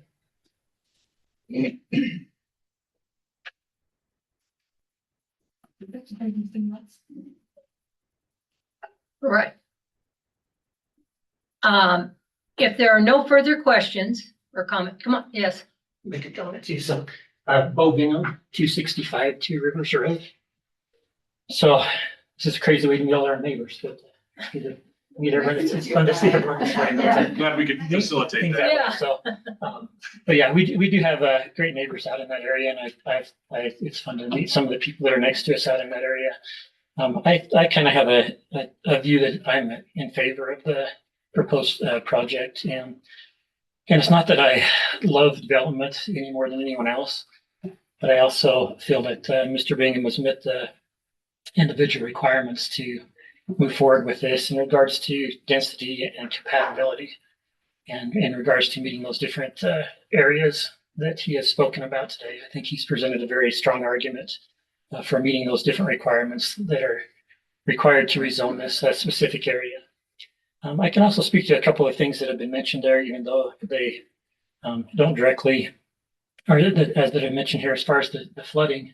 I lived out there for a period of about 15 years, and several people have mentioned the flooding in this area, but where the majority of this property is located upon a bench that does not be impacted by that flooding area. There's a smaller portion that is down in the river flooding area, and even when we had the large flood several years ago, it was only the lower portion that was impacted by there.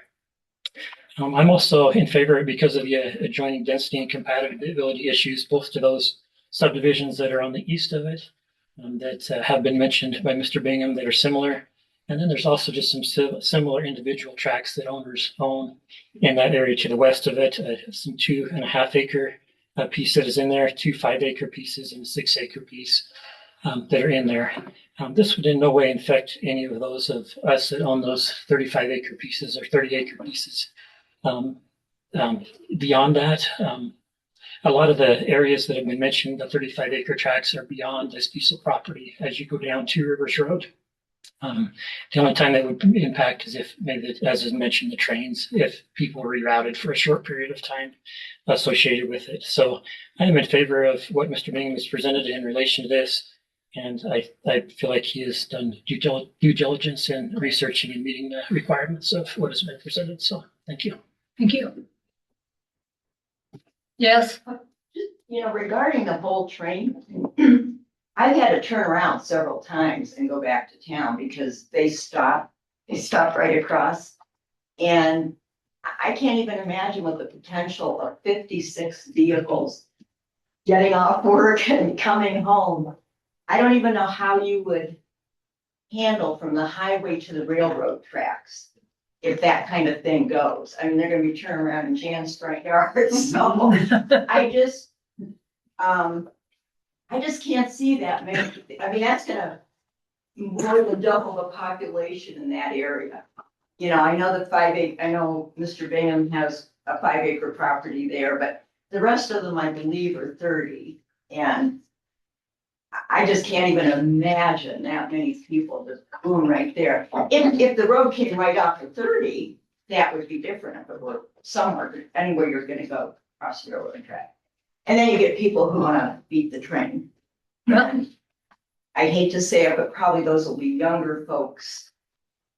I would hope that they wouldn't try to do that, but, you know, I would never do that now. But I'm aged, so. Anyway, the whole railroad track is. Okay, yeah. Yeah, just one last comment. Anything that happens across two river roads does impact us up the road. It doesn't matter that I live up the road. It impacts me and I care deeply. So I would like to meet you guys after this because I haven't had the opportunity. It would be really great. We heard about this not from you guys. So just would appreciate actually having the communication and the community there that we all have talked about that does exist. Okay. Anyone else have any comments? May I have a motion? I move we close the public hearing for the Bingham zoning district amendment ZDA -10-25. Second. All those in favor? Aye. Aye. Aye, motion carries. Item 4, any comments from the public, either online or in the room? Is there anyone that would like to make comment from the public, either online or in the room? Seeing and hearing none, may I have a motion? We close the public comment. Second. All those. Aye. Aye. Thank you. Aye, motion carries. Item 5, consideration of changes to the agenda. Kayla. Madam Chair, we failed to make appointments to the Planning and Zoning Commission, so I don't know if you want to put that at like 17A, maybe down at the bottom there. There's 2 appointments for 3-year terms. And then also the executive session should be 16-405A VII, not II. So, VII? Mhm. V as in Victor? V as in Victor, yes. Any other changes to the agenda? Item 6, disclosures, Madam Chair. None for me. and none from me. Item 7, approval of the consent agenda. So moved. Second. All those in favor? Aye. Aye, motion carries. To item 8 of the regular agenda. Present for consideration Bingham zoning district amendment ZDA -10-25. Joe. Morning, Commissioners. Good morning. The applicant and owner is Brett Bingham. The legal is Rand Track 2, and the request is to change the zoning to Rand Track from agricultural. There were some comments. The assessor's office, Karen Bowman, had no concerns.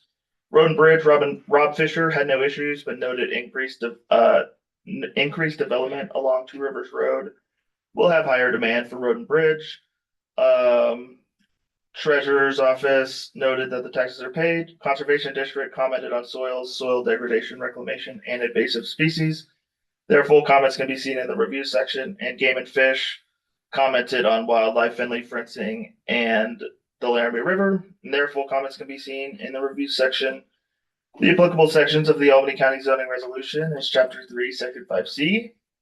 Findings necessary for approval pursuant to the Albany County Zoning Resolution, Chapter 3, Section 5C6. The Board of County Commissioners must make the following findings: that the applicant has provided a site plan as required by the Planning Department, that the zoning district amendment generally follows the suggestions of the Albany County Comprehensive Plan and other land use plans, and that the applicant has demonstrated that the adjudicative zoning district amendment meets all required impacts, and pursuant to Chapter 3, Section 5C3 of the Albany County zoning resolution, the applicant has provided the required notice, posted by signed publication and certified mailing. This property is in Priority Growth Area 3 and Priority Growth Area 4. Staff analysis, the planning department believes that the proposed zoning district amendment generally follows the suggestions of the Albany County Comprehensive Plan. As part of this property is located within Priority Growth Area 3 and is near a concentration of existing residences and has existing county road and existing utility lines. And Priority Growth Area 4 calls for low density residential uses. Findings of fact, the findings necessary for approval and applicant responses referenced in this report are adopted as findings reflecting that the applicant has met the specified impacts and the same are incorporated herein. Conclusions of law, the applicant is proceeding in accordance with and is in compliance with the requirements of the Albany County zoning resolution. Staff recommendation is to approve the Bingham Zoning District Amendment ZDA 1025, adopting and incorporating the staff analysis, findings of fact, and conclusions of law as these are stated in this staff report. Planning and zoning recommended. They voted no. They voted 4-1 to recommend the Board of County Commissioners deny the Bingham Zoning District Amendment ZDA 1025, based upon the applicant's failure to demonstrate that the proposed zoning district amendment complies with the criteria specified in Albany County Zoning Resolution Chapter 3, Section 5C, 6B, or Chapter 3, Section 56CI, as follows. It does not follow the guidelines of the comprehensive plan and is not compatible with the surrounding properties. Can you just give that to me again so I don't have to look it up, Joe, for the reason for the denial? It was. So you want the sections? Yeah.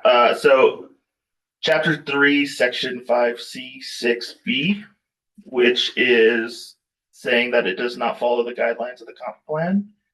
And Chapter 3, Section 5C, 6CI, that it is not compatible with surrounding properties. Thank you.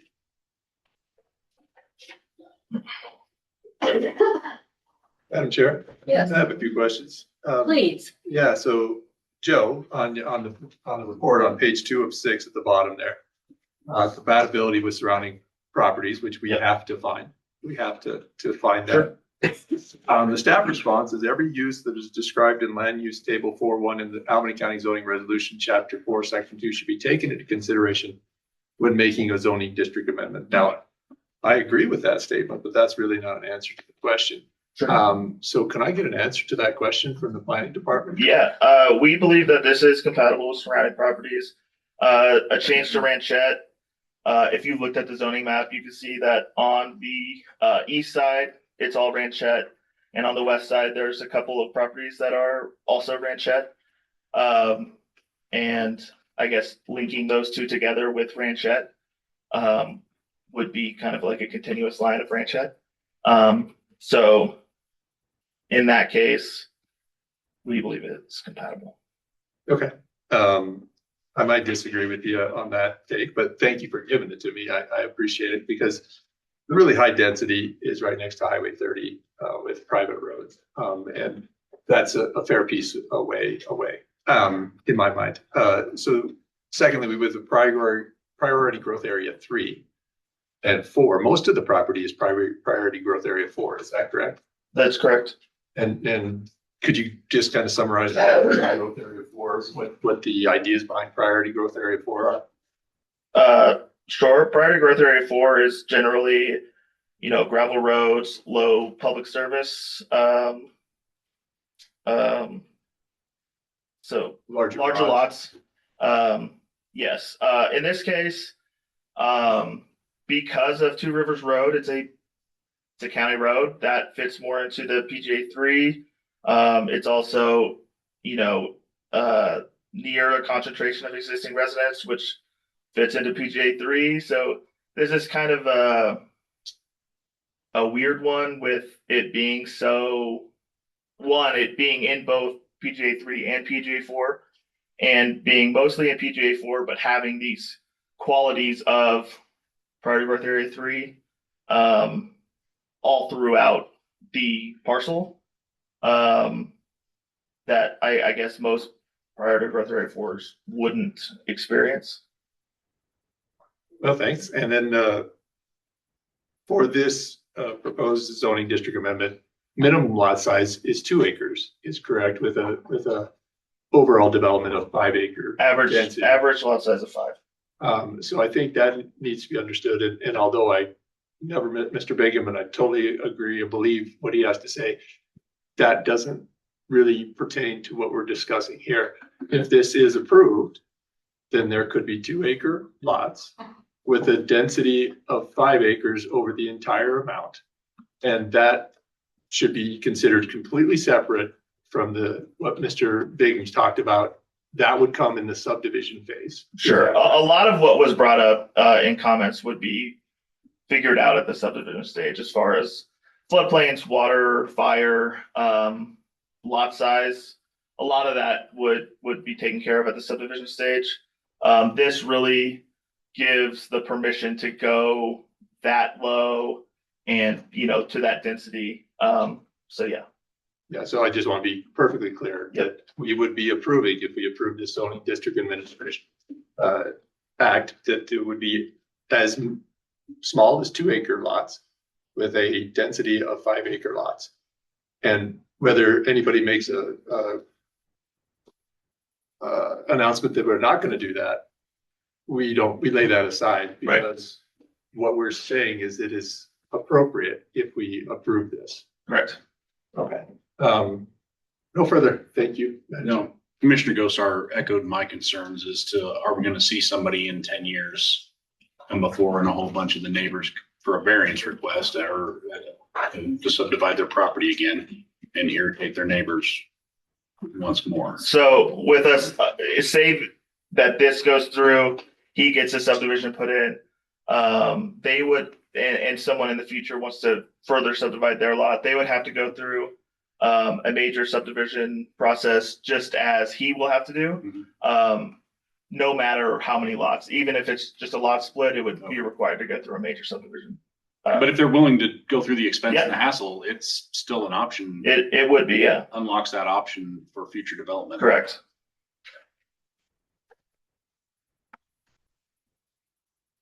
I guess just my follow-up to that.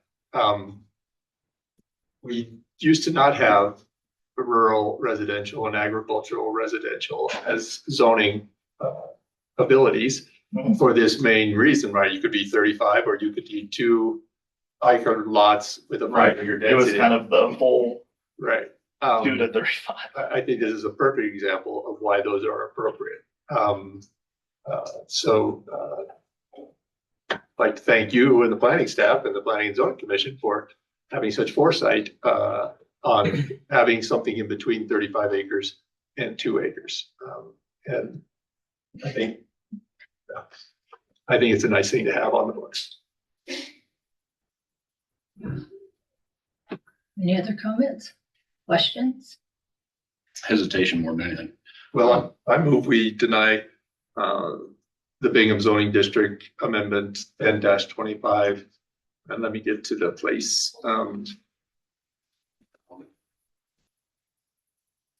Based on the finding of facts, conclusions of law, the staff report, and those conditions that the Albany County Transportation Zoning Commission found. I can't remember what those are. 5C. Could you? Yeah. Chapter 3, Section 5, subsection C, and 6B. Okay. And then Chapter 3, Section 5, C6, CI, little I. Those ones. Thank you.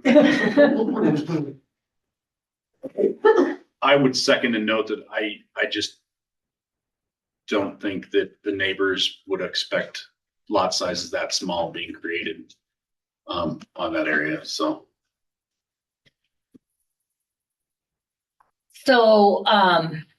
my question is, for the board or for the room, what other lot sizes would be acceptable to go forward with this? 30. Only 30. We don't have a zoning that limits to 30. Right. We have a 20 and a 10. So. 22. Anything but small lots that feel like you're living in a subdivision and not out in the county of Wyoming. I would expect residents out there to expect the lots to be divided comparable to what's already out there. Would that be a reasonable expectation? Very. It's for the developer to do. Yeah.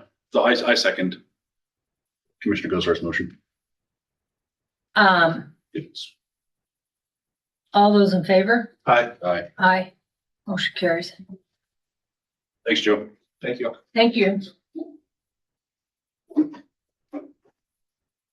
Item 9, present for approval resolution 2026-001, a resolution approving a proposition for imposition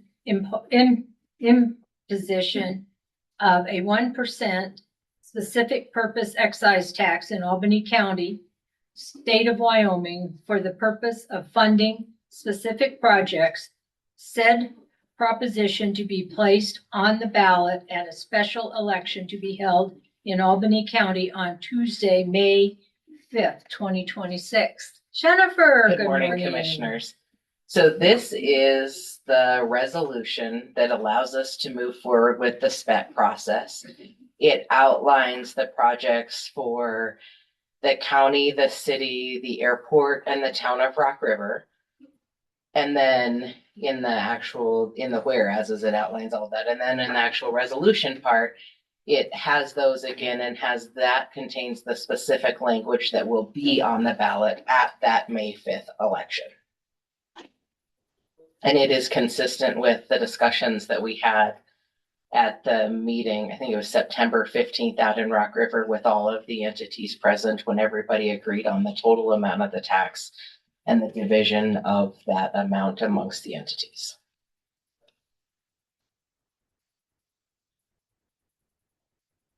Are there any comments or questions? No, I'm sure it'll be, there's a couple spaces issue and stuff as a form feature.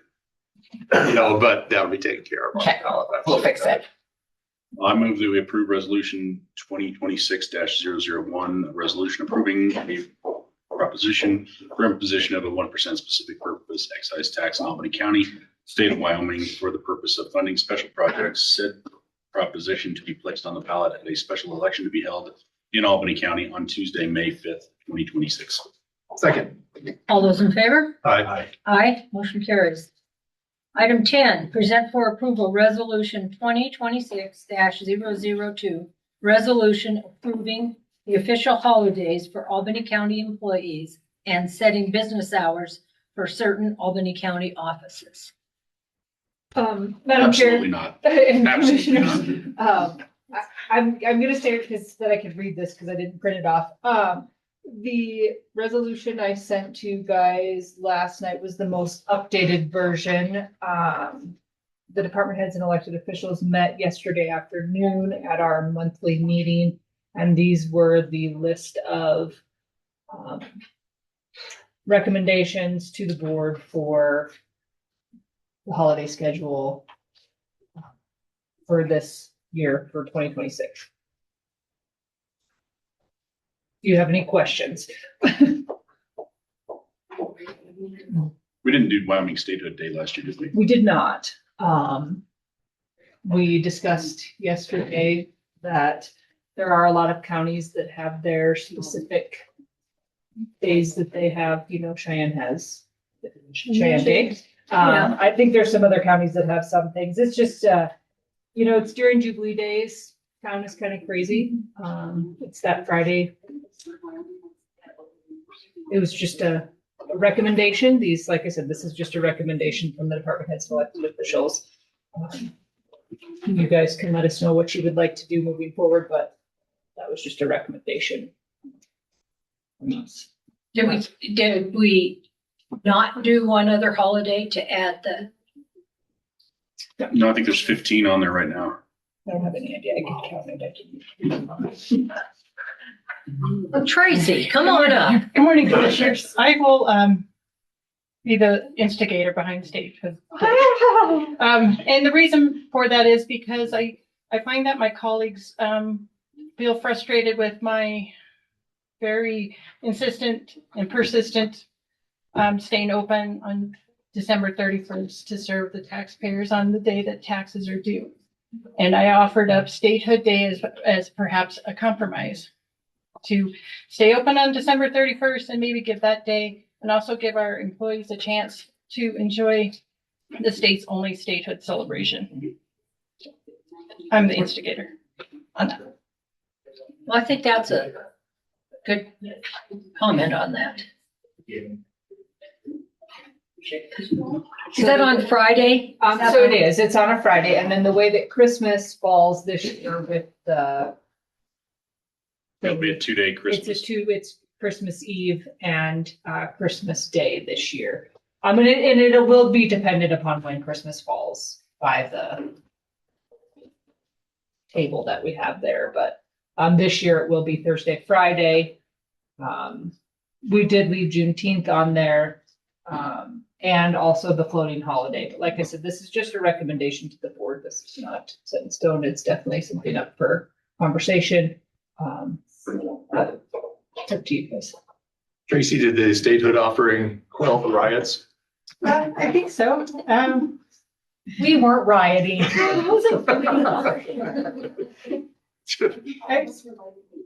guess, and because I do get insistent about December 31st, because I think we owe it to our taxpayers to be here on the day taxes are due, because. Oh, I heard about it too. They do pay their salary. And our line in my office is very long. We had a line before we even opened the doors that day. Oh, yeah, I'm sure. Yeah. Yes, sir. The resolution before you was a culmination of every elected official and department head, and was agreed upon between all of them with multiple meetings to present that before you. The statehood was added. They're a little late, not only as a compromise, but we do have other offices that are closed on that Friday. That also close yearly on that Friday because of all of the pedestrian traffic downtown with some of our offices. It makes it hard to work, and they don't get a whole lot of clients during that celebration during Jubilee days as well. And so between all of us that represent our offices and our departments, representing our employees as well. What's before you is a representation of a benefit package that I think basically straddles a line of a generous benefit package to our employees while maintaining a schedule to where we can be open and efficient and still serve the community, which is core tenet of our job there as well. So, how busy are the other offices on that Friday? My office was busy. We had customers. We normally do. Tracy and my office is usually, when you buy a car, then, she's talking about property taxes, but when you buy a vehicle, you have to pay the sales tax and replacement. So it kind of goes hand in hand, but we weren't dead, but we weren't, people weren't knocking down the doors, but. I was just curious because the parking gets so obnoxious. Yeah. So. And this is prior to my time, but did you used to close early on New Year's Eve? We used to do a noon closing. Okay. Which those half days are really kind of. Because I got an earful and I'm like, whoa, I just got here. So half days are really difficult. We used to sometimes have title companies that were knocking on our door at 3-4 o'clock in the afternoon, just trying to get stuff recorded on the 31st. So it's easiest just to be open. If you're going to be open, be open. You're either going to be closed or be open. The half days are really difficult for the public, I think, to know. So if we adopt this, do any of the department heads or electeds see any disservice to the community? Because you guys are going to be the ones that bear the brunt of it. I don't, but we do have public in here, so I guess if they have an opinion about it, they could definitely. Well, you guys are. Depends on when their plates come due, I can tell you that. 16 is a lot. The average is 10 to 12 a year. Yeah. There's 15, I think. The 15, and the floating holiday was offered up in lieu of Juneteenth last year. So, and this includes And this Juneteenth. includes It does, Juneteenth. and the floating holidays. So like I said, this is only a recommendation, but yes, it does include both. We've included all of the federal holidays and mirrored that schedule.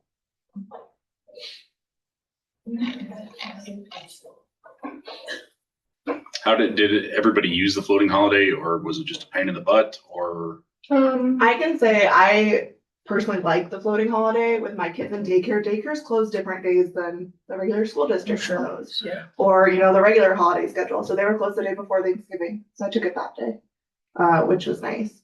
So I think it is anybody, at least with kids, when that school district's closed, it's an extra day to accommodate that. So I personally do like that floating holiday. You got to remember, you're talking to a guy that doesn't take days off. Well, I know, but I don't have a choice when daycare's closed. No, I understand. I understand. Well, and I think it bears to remember that county employees are not paid at industry rates. They're less than industry rates. And so can you make the job more tenable for people who have those abilities to be amazing county employees and take less pay, but have a little more flexibility. And I think this is where the flexibility comes in. I think all of you elected officials and department heads have the ability to staff appropriately. So if you're not going to be busy on the 31st, you could put in a skeletal staff and people could take that time off. And so I do appreciate staying open on the 31st. I think it's important. And so I'm in support of this holiday schedule. So thank you for working it out. Yeah. I guess my only caveat would be, and it wouldn't remove any days, but remove Wyoming Statehood Day as the official and then add a second floating holiday. Aaron loves. Thanks, Sheriff. All right. Come up here, Sheriff.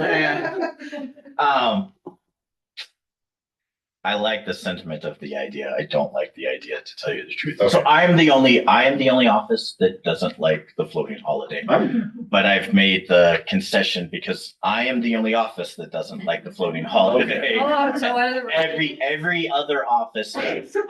And so one floating holiday, even though, like I said, the sheriff's office got rid of those years ago, for a bunch of budgeting and scheduling reasons. Mm-hmm. Adding one, we definitely could do. Adding two gets to be. But is it more of a bookkeeping problem? It is. It is a bookkeeping. Yeah, but just to kind of really put it out there, you know, if treasurer's office doesn't have a hard time with it because of the like 16 employees that they have, we have a difficult time with the 60 employees that we have trying to manage that throughout the calendar year. And so I would say that having that fixed holiday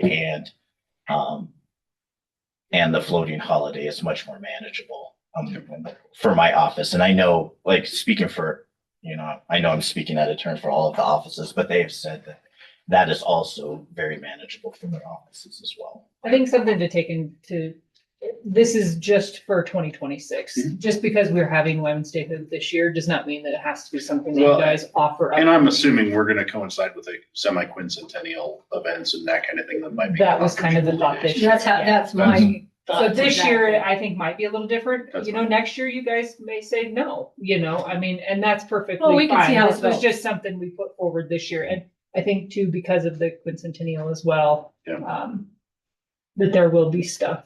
It's nice for our employees to be able, Jubilee Days is a big thing in our community and we are open on that Friday, which I understand we need to be open, but it is nice for our employees to be able to maybe take their kids downtown and ride rides during the day and partake in the festivities. Yeah, or not try to. And maybe not have it be as crazy as Saturday, but. I just want to check the schedule. I just more for curiosity. So yes. Yes. I just wanted to point out on the holiday schedule, we do list Columbus Day, but we're close to the public, but it's actually a working day. Yep. So that's not a day off for our employees. It's an if you're counting the the count of holidays, that's actually a working day, so. Do you do that normally just because you can't conduct business outside of the building? Banks aren't open, the, I don't know why. We use it for various things. We do, trainings, we bring our health insurance broker in to talk about any changes to health insurance, et cetera. I know offices use it to catch up on things that they can't do when the courthouse is open to the public, so. I just wanted to point that, that's not actually a day off for our employees, that's a working. It's just the Okay. building's closed for that, yeah, for the public. I'll put on there that it's an in-house work day on that. yeah, you did on one of them. Did you That's- read? I think, Not on yeah, the it's other section 3. I was gonna I say, if just- you remove it from the list, it's in section. Right. I'll just remove it from. I just didn't want, if somebody's looking at that and counting that. Thank you, Anissa. Sorry, I didn't notice it I yesterday. didn't either. Any more questions? Yeah, I move that we approve resolution 2026-002, resolution approving the official holidays for the Albany County employees and setting business hours for certain Albany County offices as presented. Second. all those in favor? Aye. Aye, motion carries. That was a good conversation. Present for approval, contract between Albany County and Ivanson Memorial Hospital Urgent Care for drug testing services and employee fitness physicals, and direct the chair to sign. Anissa. Good morning, commissioners. Thank you. As you may know, Grand Avenue Urgent Care was bought out by the hospital. That's who we currently use for our drug testing. Offices use it for physical, the sheriff's office uses it for their physical fitness testing. And so we just wanted a new contract with them so that it's laid out there, honoring the same prices that we were paying Grand Avenue Urgent Care. But I just wanted to make sure that we had that in writing. This contract will only go through the 30th of June of this year, which is when our original contract with Grand Avenue was up. So it's just a continuation of that contract. And thanks to Jennifer for helping with that contract. So. I just have a question now that the county's the proud owner of a fine piece of drug testing equipment. Would that constitute a conflict if we were to do it in-house? So the reason we can't do it in-house, and Jennifer and I have actually talked about that, is there are certain requirements for YDOT that drug court can't meet. They can't do post-accident, after hours, things like that. So, and they can't do the physical fitness testing. So we would have to have a contract for that anyway. So we'd have to renegotiate the current contract. We're just trying to extend. We just want to, it's just really the assignment. Right. We rewrote the contract because the other one is one that we had just carried forward from before, and it was.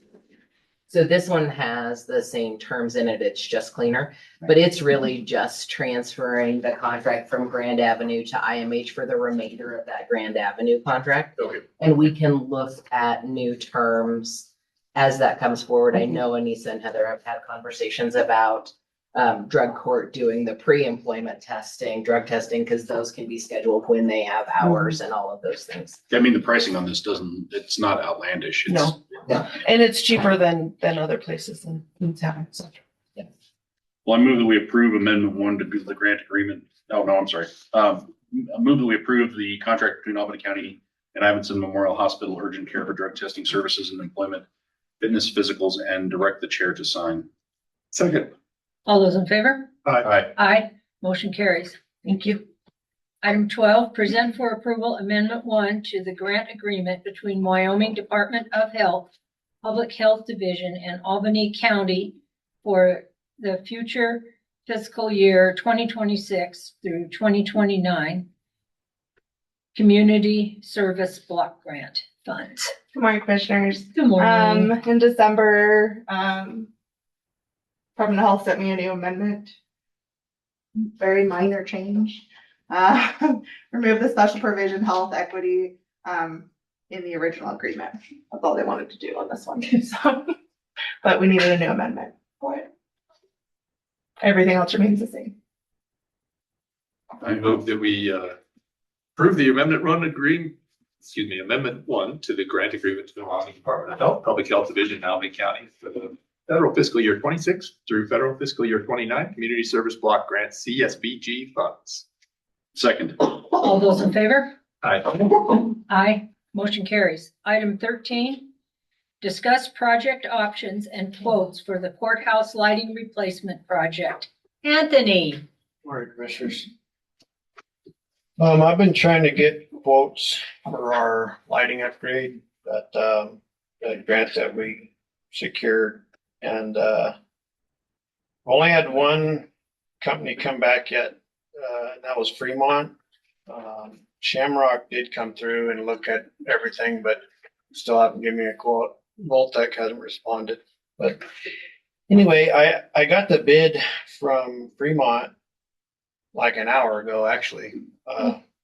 So it came in just in time. But I was originally thinking we would put it out to bid and see what numbers we get. But the bid from Fremont that came in this morning was for $49,980.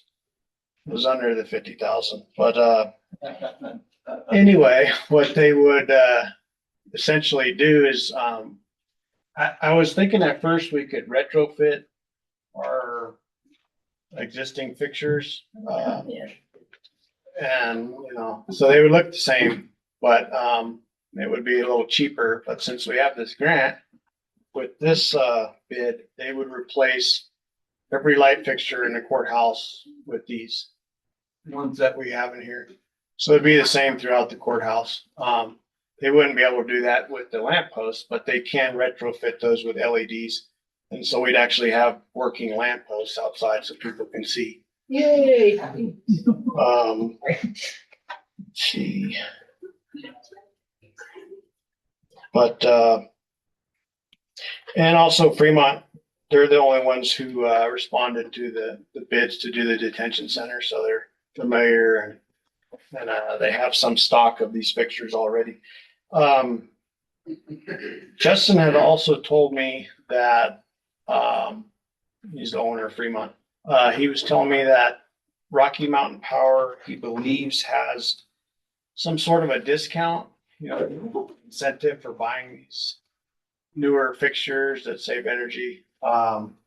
It's like $1 or $2 off of each fixture, but when you buy 320 fixtures, it adds up. So, but I just wanted to make you guys aware of that, and I would suggest we just move forward with the Fremont bid, since we do have a time limit to use this grant. We originally, when Anthony brought this to me last week, we originally thought this bid was going to come in about $80,000. And so we put it on your agenda because we need to move quickly. The grant ends on June 30th. Well, when he got it this morning, we were very pleasantly surprised and we decided to keep it on the agenda just so you guys are aware of what's going on. And something that's not necessary, but that is cool about these light fixtures is they're completely sealed, so bugs can't get in there. And they all come pre-wired to be dimmable.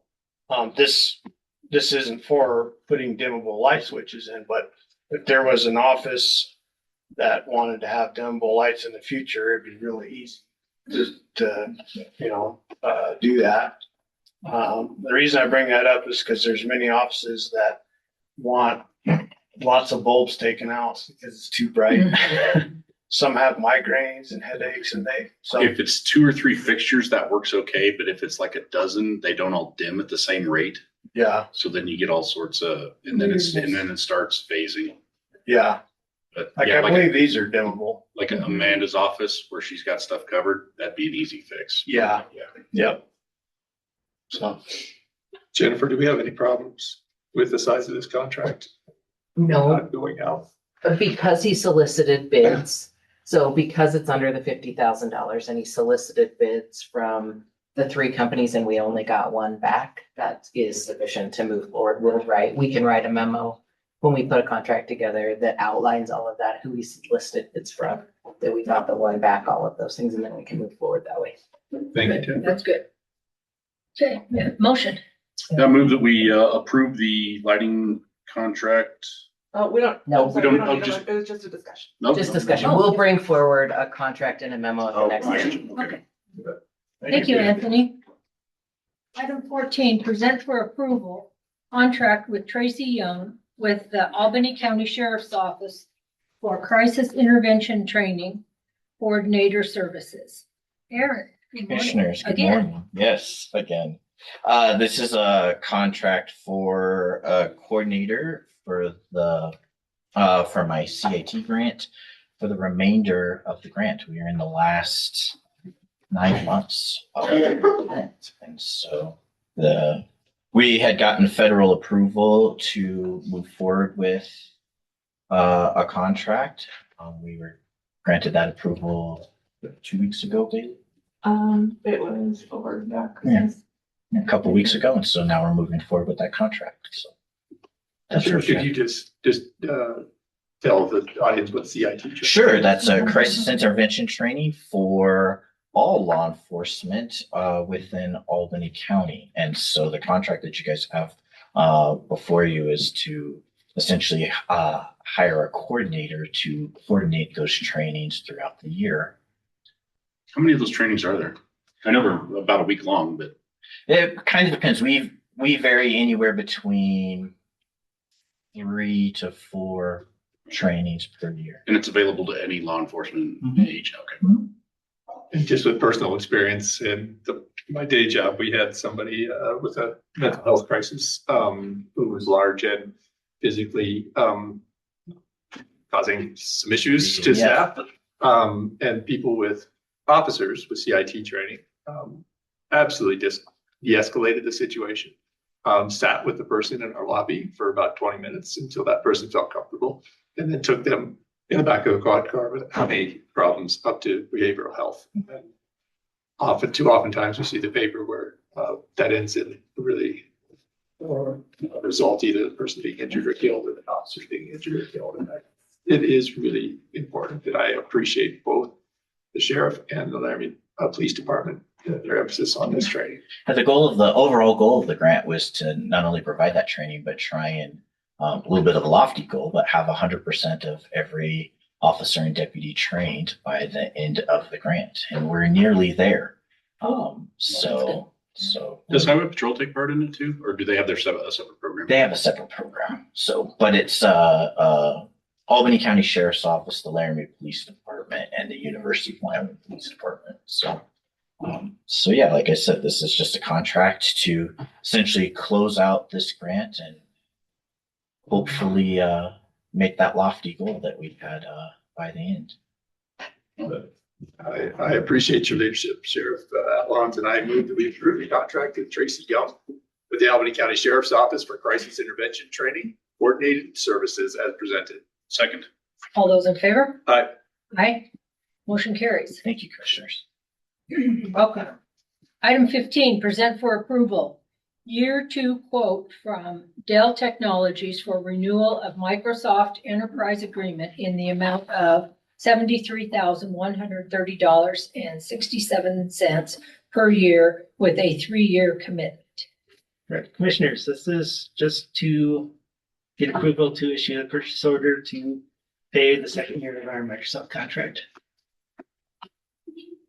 I have nothing. I move that we approve the year 2 quote from Dell Technologies for the renewal of Microsoft Enterprise Agreement in the amount of $73,130.67 per year with 3-year commitment. All those in favor? Aye. Aye. Aye. Motion carries. Thank you, Ben. Item 16, consolidate polling places for special election in May and vote centers for the 2026 election cycle. Good morning. Good morning, Madam Chair and Commissioners. Thank you for letting me speak today a little bit about elections. As you all know, we just approved the resolution earlier regarding the SPET tax, which will go on the ballot for a special election on May 5th. I'm going to take the opportunity today just to do a little bit of education. In 2025, legislation was passed that put in residency requirements for people to register to vote and to vote. So I'm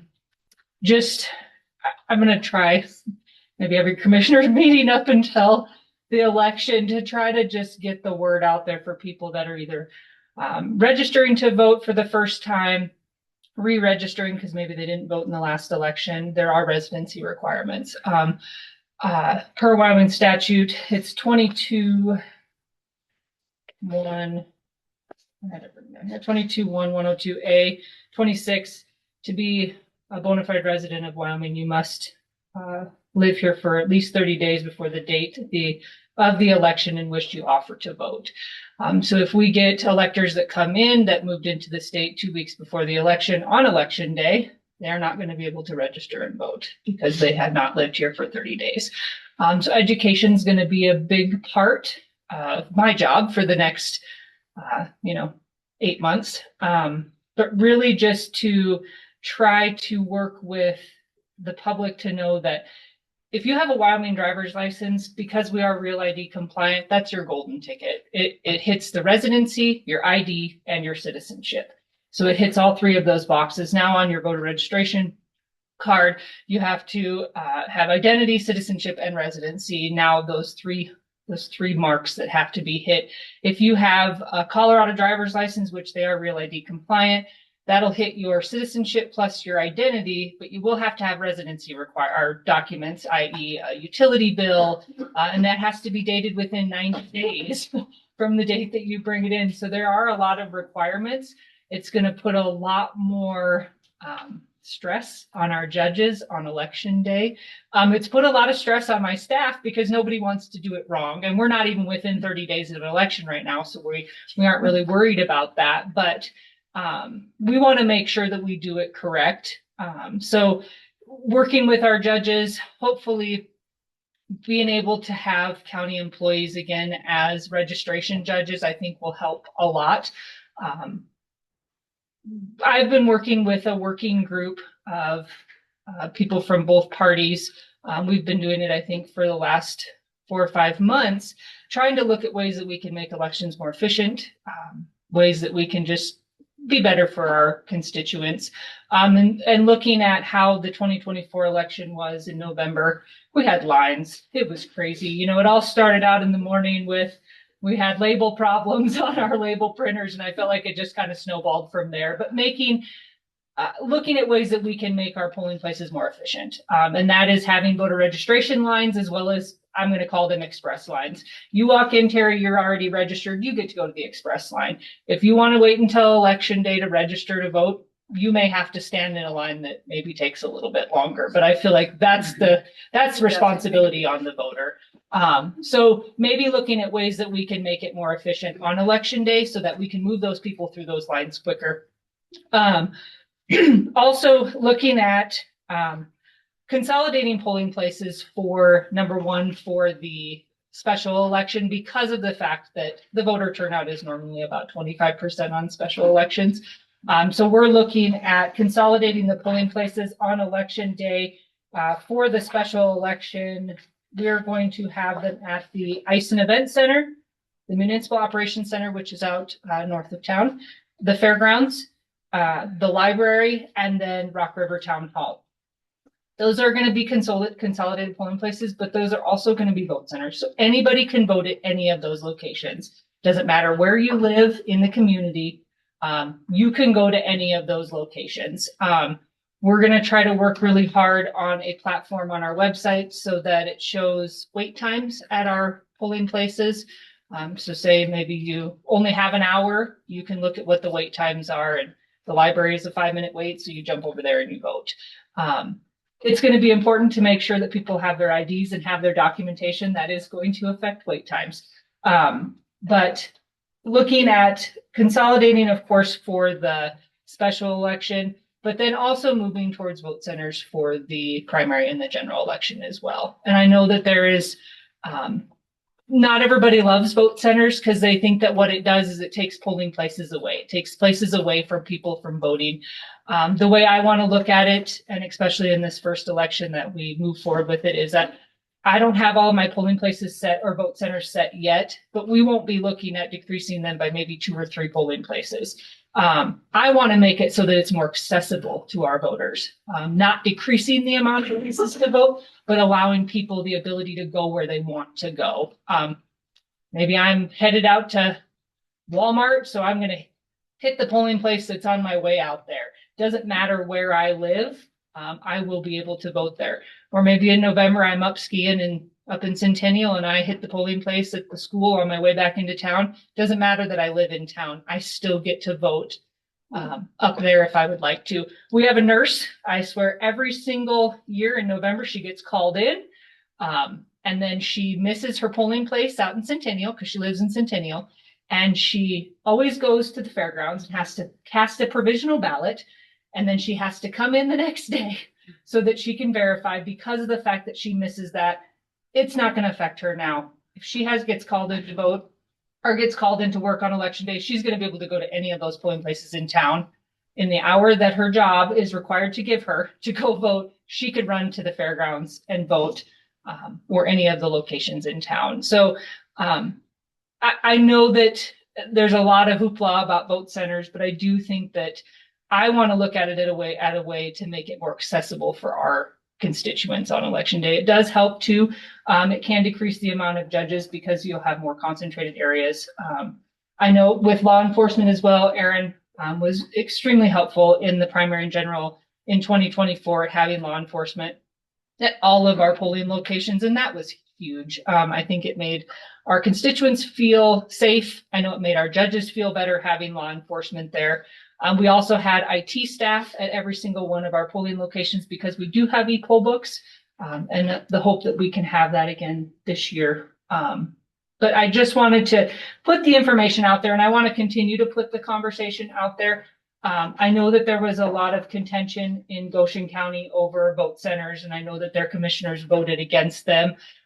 We did go to e-poll books in 2024, not with the move towards that, but this is just a way for me to make it more accessible for our voters.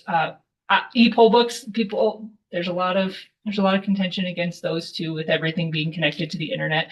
But it does real-time citizenship checks as well as felon, as long as the felon was if it was convicted in the state of Wyoming. And it does those checks prior to, so that that person doesn't cast their ballot. They have to come in by Wednesday at 5 p.m. and verify that, yes, they are allowed to vote. They're not casting their ballot, and then we can't do anything after the fact. So just like I said, putting the information out there more than anything. I will come forward probably in the next month to set the polling places for the special election, because you guys will have to do that. And then hopefully maybe at the same time setting the vote center so that we can send out, I'd like to send out one letter to all of the residents in the county, or in the county, in the city, and letting them know what the polling places are for the special election as well as for the primary and the general, but then also putting some information about the residency requirements, because I do think that that is going to be, I think some people are going to have an eye-opening experience going to the polls on election day, not realizing that they have to have some of that documentation that maybe they didn't have to have in the past. So now, what was the problem with polling places in Goshen County? They wanted to move towards vote centers, and okay, yeah. And but I think that they were objection. I think they were decreasing the amount of polling places that they had, but I'm not 100% sure. Okay. There are Fremont County, Natrona County has a hybrid. Of course, if we move towards vote centers, there's not a ton of counties. Teton County does. It's mostly, I mean, you have to have e-poll books in order to do vote centers, because all of your polling places have to be connected, of course. So not all e-poll book counties do vote centers, and not all, I mean, I think for us, it would have, if we would have had vote centers in 2024, those people that were concentrated at Spring Creek could have been dispersed to all the other 9 polling places in the city. I think especially in the late afternoon. Yes. That's when it got really crazy at the fairgrounds. But it would have been really nice to be able to, those people in line to say, okay, you can go. I mean, Slade, Tom's here, and Jerry's on my working group, but Tom Matamore, who was the chief judge at Slade, he said, man, we would have taken all those people over there, because they had hardly nobody voting there during the day. So it is nice because it can disperse those people out to different locations. You're not handheld to where you have to go. So really just putting the information more out there than anything. If people have objections about it, please talk to me. I'm always happy to sit down and have a discussion. I don't want to take polling places away from people. I want to make it more accessible for our voters in our community to be able to go where they choose to go, not where they have to go. Well, I So- think it'd be really good for new voters, Mhm. like first time voters in it, because they're like, They can't screw it up. They can't go. they're like They deer in can't go- headlights. And we had a lot of those that people went to the wrong polling place and then they're driving around town. Yeah, they get trying to- really frustrated. They get extremely frustrated and the judges get frustrated and it's hard because then I have angry voters calling me saying, you know, I drove to 4 different polling places and I still wasn't in the right spot. Now it doesn't matter. You go in there. I'm not going to tell you you're in the wrong spot. Everybody's in the right spot. So that does help as well. But I am working on on the locations for the primary and the general. They are not set in stone yet, but when I do get them, I will bring that forward to you guys. I do have to have a public hearing and I have to advertise to change the polling location. So that will all go before you guys as well. But do you have any questions? I appreciate your education, and then in May we'll have a dry run, right, at a small election. So You know, that is one way to look at it. It is kind of a dry run to do it. And actually we have some counties that I think are going to be moving towards e-poll books. And we may have some neighboring clerks that come with their staff in May to come and shadow because they have not done e-poll books. So it'll be a way for them to come and shadow. So we may have some neighboring clerks here in May when as it's well. working well, it's very. It is. And you're exactly right, Terry, when it's working well. And you know, like I said, we had the printer, the little label printer, we had issues with that and it just snowballed from there. And it is what it is. I mean, with any technology, and if anything's gonna screw up, I feel like it's gonna be a printer. And we're There's not a lot of truth in it will that. be a printer. And not only are we looking at the VR lines as well as the express lines, we're looking at having 3 judges at each table and issuing the ballot at the table. So you won't take your ticket and go to a ballot distribution judge. You're going to go, you're going to stand there, you're going to check in, you're going to get your ballot and you're going to walk away and you're going to sit down and vote your ballot. And then you're going to walk over to the machine attendant and put your ballot in. So you're going to be one spot, you're going to check in and get your ballot at the same location. So hopefully, I've been really, really happy with my working group. We've come up with some really great ideas and I appreciate the collaboration between the Republican Party and the Democratic Party to come together and work together to try to make elections just really, really great in Albany County. So I appreciate it. Are we going to see any challenges from the Secretary of State? I don't know. You know, this is on the local level. It is you guys as the Board of County Commissioners get to set your polling places. You get to set whether or not we use vote centers. So it is really up to you. It is by my recommendation, but you guys are the ones that approve that. And we may, I don't know, but I'm not looking at taking 12 polling places down to 2. Yeah. We may be looking at 12 polling places down to 10. You know, we're not looking at decreasing the amount of polling places. We're really just wanting it to be more accessible for our voters, not so much of decreasing the amount. So, Well, I would have been one of the people that would say, no, I don't think we should we should go to voting centers. That is until I worked the last election. And if we would have been able to send people, Other so they didn't places. have to stay, and no one complained. Everyone was wonderful. But to stand in those lines for so long and then to take care of people that are handicapped and everybody was really good about allowing them to go forward and vote. But voting centers would have been. and I think having the Ticket voter there. registration lines and the express lines will help immensely as well, because there were a lot of those people that stood in line for hours that were already registered. And it's like, man, they had to wait for all, because we had an influx of new voters in November, and that always causes. I think the hard thing is everybody thought it was because of the e-poll books, because we had lines. If you remember in 2018, actually in every presidential election, we have had lines out the door for registering to vote because people wait until election day because we have same day voter registration. They wait until election day to register. And historically, you can ask any of my staff that have worked here as long as I have, there are lines outside the door always to register people to vote on election day in November. during presidential elections. Now, this year, non-presidential midterm elections, of course, we're not nearly as busy. But in presidential elections, historically, we have lines for voter registration just because it's a labor-intensive process. It takes a little bit longer, and it's going to take longer even this year because now there's more things that people are going to have in order to register to vote. And we're probably going to turn a lot more people away because they won't have the documentation that they need. And, you know, we can give provisional ballots. We try not to do that at 10 o'clock in the morning. We try to say, go home, get your documents, come back. But I mean, you have people that come in at 6:55 and register and don't have their documents, and they're going to get a provisional ballot. So we may have an influx of provisional ballots as well. And then that affects the people that have to come in, you know, by 5 o'clock the next day in order to give that documentation in order to vote too. So how long does it normally take you to clear up the provisional ballots? Is it like a 2-minute thing? So it doesn't take very long. So if somebody comes in, even with e-poll books, if we had somebody come in and they flagged as a non-citizen, even if they had their papers with them, we would give them a provisional ballot. And then most of the time they would come immediately from the polling place to our office and show us their naturalization papers. We get the number, we put that information in there. Then their ballot can be counted, and that gets counted by the canvassing board, but it has to be done by 5 p.m. on Wednesday.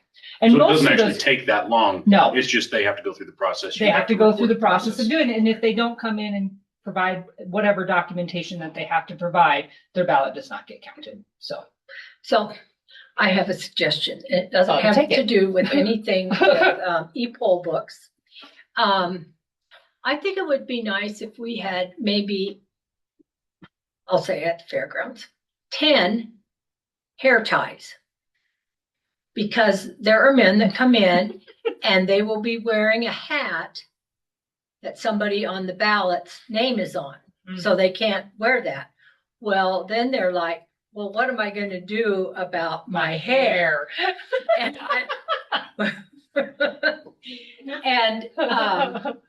I had 2 or 3 of those guys, and then to add to their dilemma, they had a kid or 2 with them. And, you know, they were really good, and they gave me their hat, and they weren't a problem. maybe we at need all. to get like clear bandanas that they can tie around their Right, hat or and just, keep you their know, hat just, on. they don't even have to, I mean, I think they would have taken regular rubber bands. They would have been happy, but I think that would be something that would We be could nice. put those in our supply bins, Terry. But thank you. And like I said, I will continue to come forward and bring information because I think education is going to be a big thing this year. But thank you. Thank you. I'm just going to stay here. Just to add, the sheriff's office is also in favor of this, in conjunction with the clerk from a security standpoint. It allows us to consolidate and concentrate our security resources that we have during both that primary and general election, and then this year also for the special election as well. So has there been a problem with security in the past or unruliness? there hasn't been a problem with security. There are a few things that we've had to enforce while we're there, but with the number and spacing of polling places, it is a stretch on the sheriff's office to be absolutely everywhere all at once. And so being able to, like I said, consolidate and concentrate, like I said, Well, help out officers were security. fantastic last year. Well, and they not only were they at the polls, and then they also followed our staff back here to the courthouse on election night with the equipment and the ballots. So they had an escort as well, which was really, really helpful. And then Aaron's staff, most of the guys stuck around and helped us check in out there and carry equipment into the building outside too. So it's just really a big collaborative effort on everybody, not only my office, the sheriff's office, but other offices that volunteered their staff to be judges. It was really great. And as you see, I didn't put to close the courthouse down for the primary and the general because I don't know yet what it's going to look like for using county staff as judges. So I'm still working on that, but So I didn't bring that forward yet, but that may come forward if we have the ability to using staff again. Yeah, but that would just be a closure. That wouldn't be a holiday. Correct. It would just be a closure, but I can't remember, and I don't think we did it last year. I don't think it was on there last year. Well, it wasn't last year because it wasn't an election last year, but in 24, I can't remember if we did, but I think I came later and asked for that, but. So, like I said, from a security standpoint, it makes sense. And then if there are, you can't predict the future, but if there are any challenges from the Secretary of State's office, we'll be able to easily articulate that we're able to provide. There will be a police report accompanying the challenge. Yeah, that'll be fine. Thank you, guys. Thank you. Great, Kayla. Thank you. Item 17, present for approval application for catering permit for Delancey Enterprises LLC doing business as Hell on Wheels Packaged Liquor for the Blue Cross Blue Shield of Wyoming board meeting held at the Black Fox on Welsh, located at 1000 Welsh Lane, Laramie, Wyoming, on January 16, 2026, from 4:30 p.m. to 8:30 p.m. Madam Chair and Commissioners, this is an application for a catering permit. Delancey Enterprises is actually a liquor license holder in Laramie County. I do have a letter from the Laramie County Clerk's Office allowing Delancey Enterprises to use their liquor license in Albany County. They are in compliance over there. Everything else is good to go. I move that we approve the application for catering permit to Delancey Enterprises LLC DBA Hell on Wheels Packaged Liquor for the Blue Cross Blue Shield of Wyoming board meeting held at Black Fox on Welsh, located at 1000 Welsh Lane, Laramie, Wyoming, on January 16, 2026, from 4:30 p.m. to 8:30 p.m. Second. All those in favor? Aye. Aye. Aye, motion carries. 17A, we need to make the two appointments to the Planning and Zoning Commission.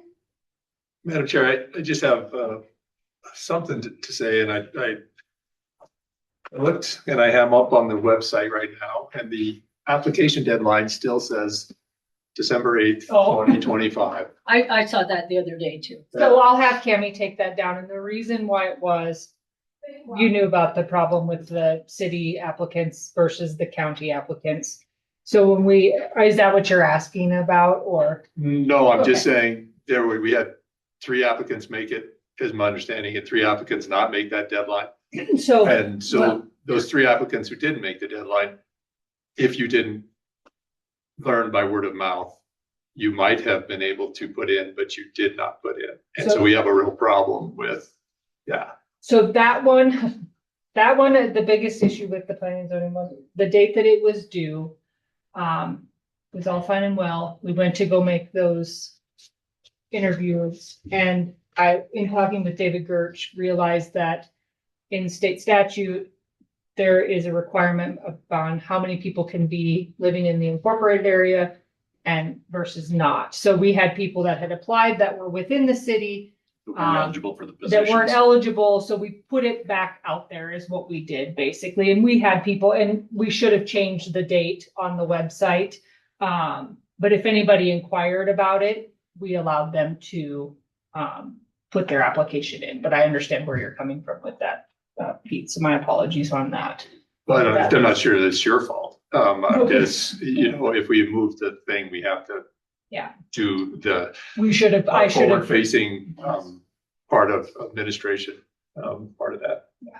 So, thank you. Thank you. Also, just to clarify, that's in Planning and Zoning Commission's bylaws, not statute. It's actually in state statute. Oh, is it? Yeah. It is. It's in their bylaws as It's in well. their bylaws as well, but it's in statute because David sent it to me. Oh, okay. Yeah. I know, because I found it in the It has bylaws. to be but it's 3 in and state- 2 or 2 and I can't remember. There has the to mix, be at but least 3 Three within from the the county. A municipality. unincorporated. Yes. Yes. 3 in the unincorporated, 2 within. Yes.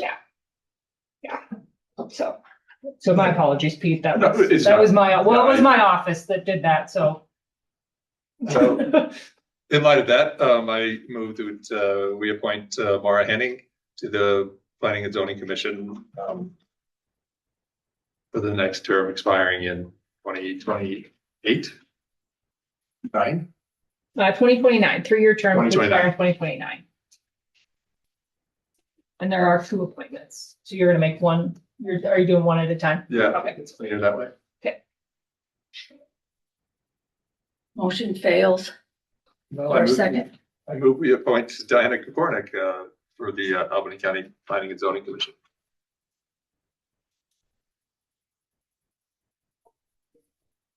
Motion fails for a second. Madam Chair, I move that we appoint Keith Kennedy for the planning and zoning appointment ending in 2029. I second the motion. All those. So the discussion here, Mr. Kennedy's in a legal battle with the county at present. And if he were to be appointed, he has sued the county on behalf of the zoning. Think we'd put ourselves in a pretty tough spot that way. So I just want to make y'all aware that he might be in a lawsuit and appointed to the county commission, the Planning and Zoning Commission, from which that lawsuit sprang. He's included on the APOZ appeals. Is that the ones we're talking about? Yep. And your comment, Jennifer?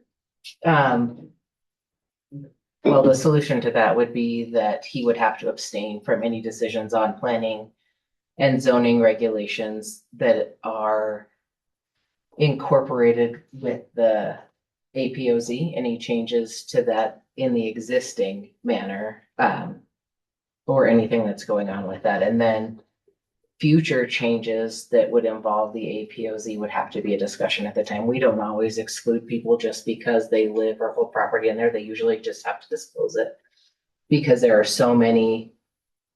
a substantial amount of people in the county who do live within that APOZ range, or that are on Planning and Zoning Commission. We don't get people usually from way up north or even Centennial.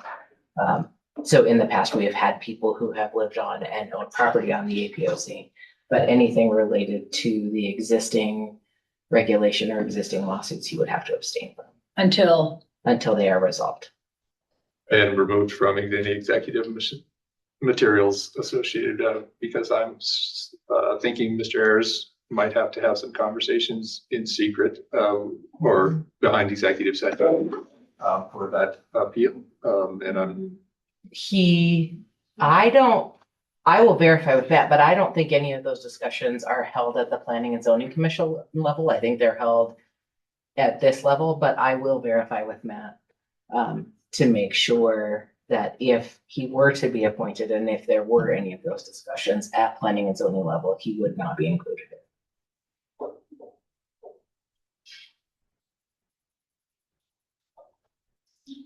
let's withdraw it. Go to the next. Okay. I'll withdraw my motion for Keith Kennedy. Second. All those in favor? Aye. Aye.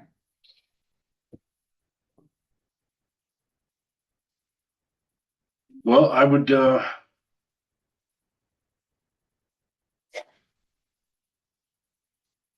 just want me to do two of these to save time? Yeah, it's been hard to do one at a time. Would be, yeah. Thank you. I would move to appoint Barbara Maselli to the Planning and Zoning Commission with an expiration of her term in 2029. Second. All those in favor? Aye. Aye. Motion carries.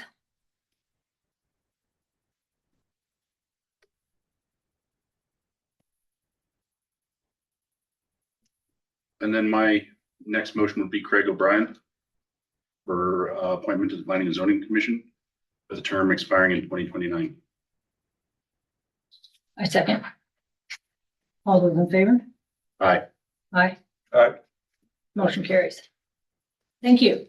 So our new members are Barb Marcelli and Craig O'Brien. Thank you.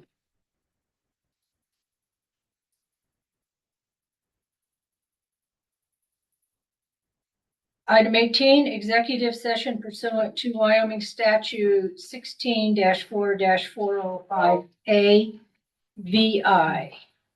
Two I's. VII. Yes. Oh, okay. Madam Chair, I move that we enter into executive session pursuant to Wyoming statute 16-4-405A VII. All those in favor? Aye. I printed what I sent. Just 11:15. sorry. Want me to sign anything? We're gonna do exactly. Just hand it to me. Just printed. Oh, Is this what you emailed out to? it is, and it has the updated second one in it. I know. Can I have a noisemaker? Oh, I was Oh, gonna thank say, you. to do it. Gary, I hate to kick you out, but you gotta go. Pardon. You're all right. I was engrossed in doing something. I know. I did the same way. That's how come I was like, I just have. We're not just trying to give you the boot, Jerry. Have a good rest of your day. Thank you, Jerry. Can't you just turn the heater of the fan on? I don't know. It's so loud. That thing is so loud. Yeah. Horrible. I don't mind it until it's off and then it goes back on and you don't realize Well, then it's how loud too- it is. On when you come in, you don't notice it. It's ridiculous. Do you need this? I can use it. Okay. So.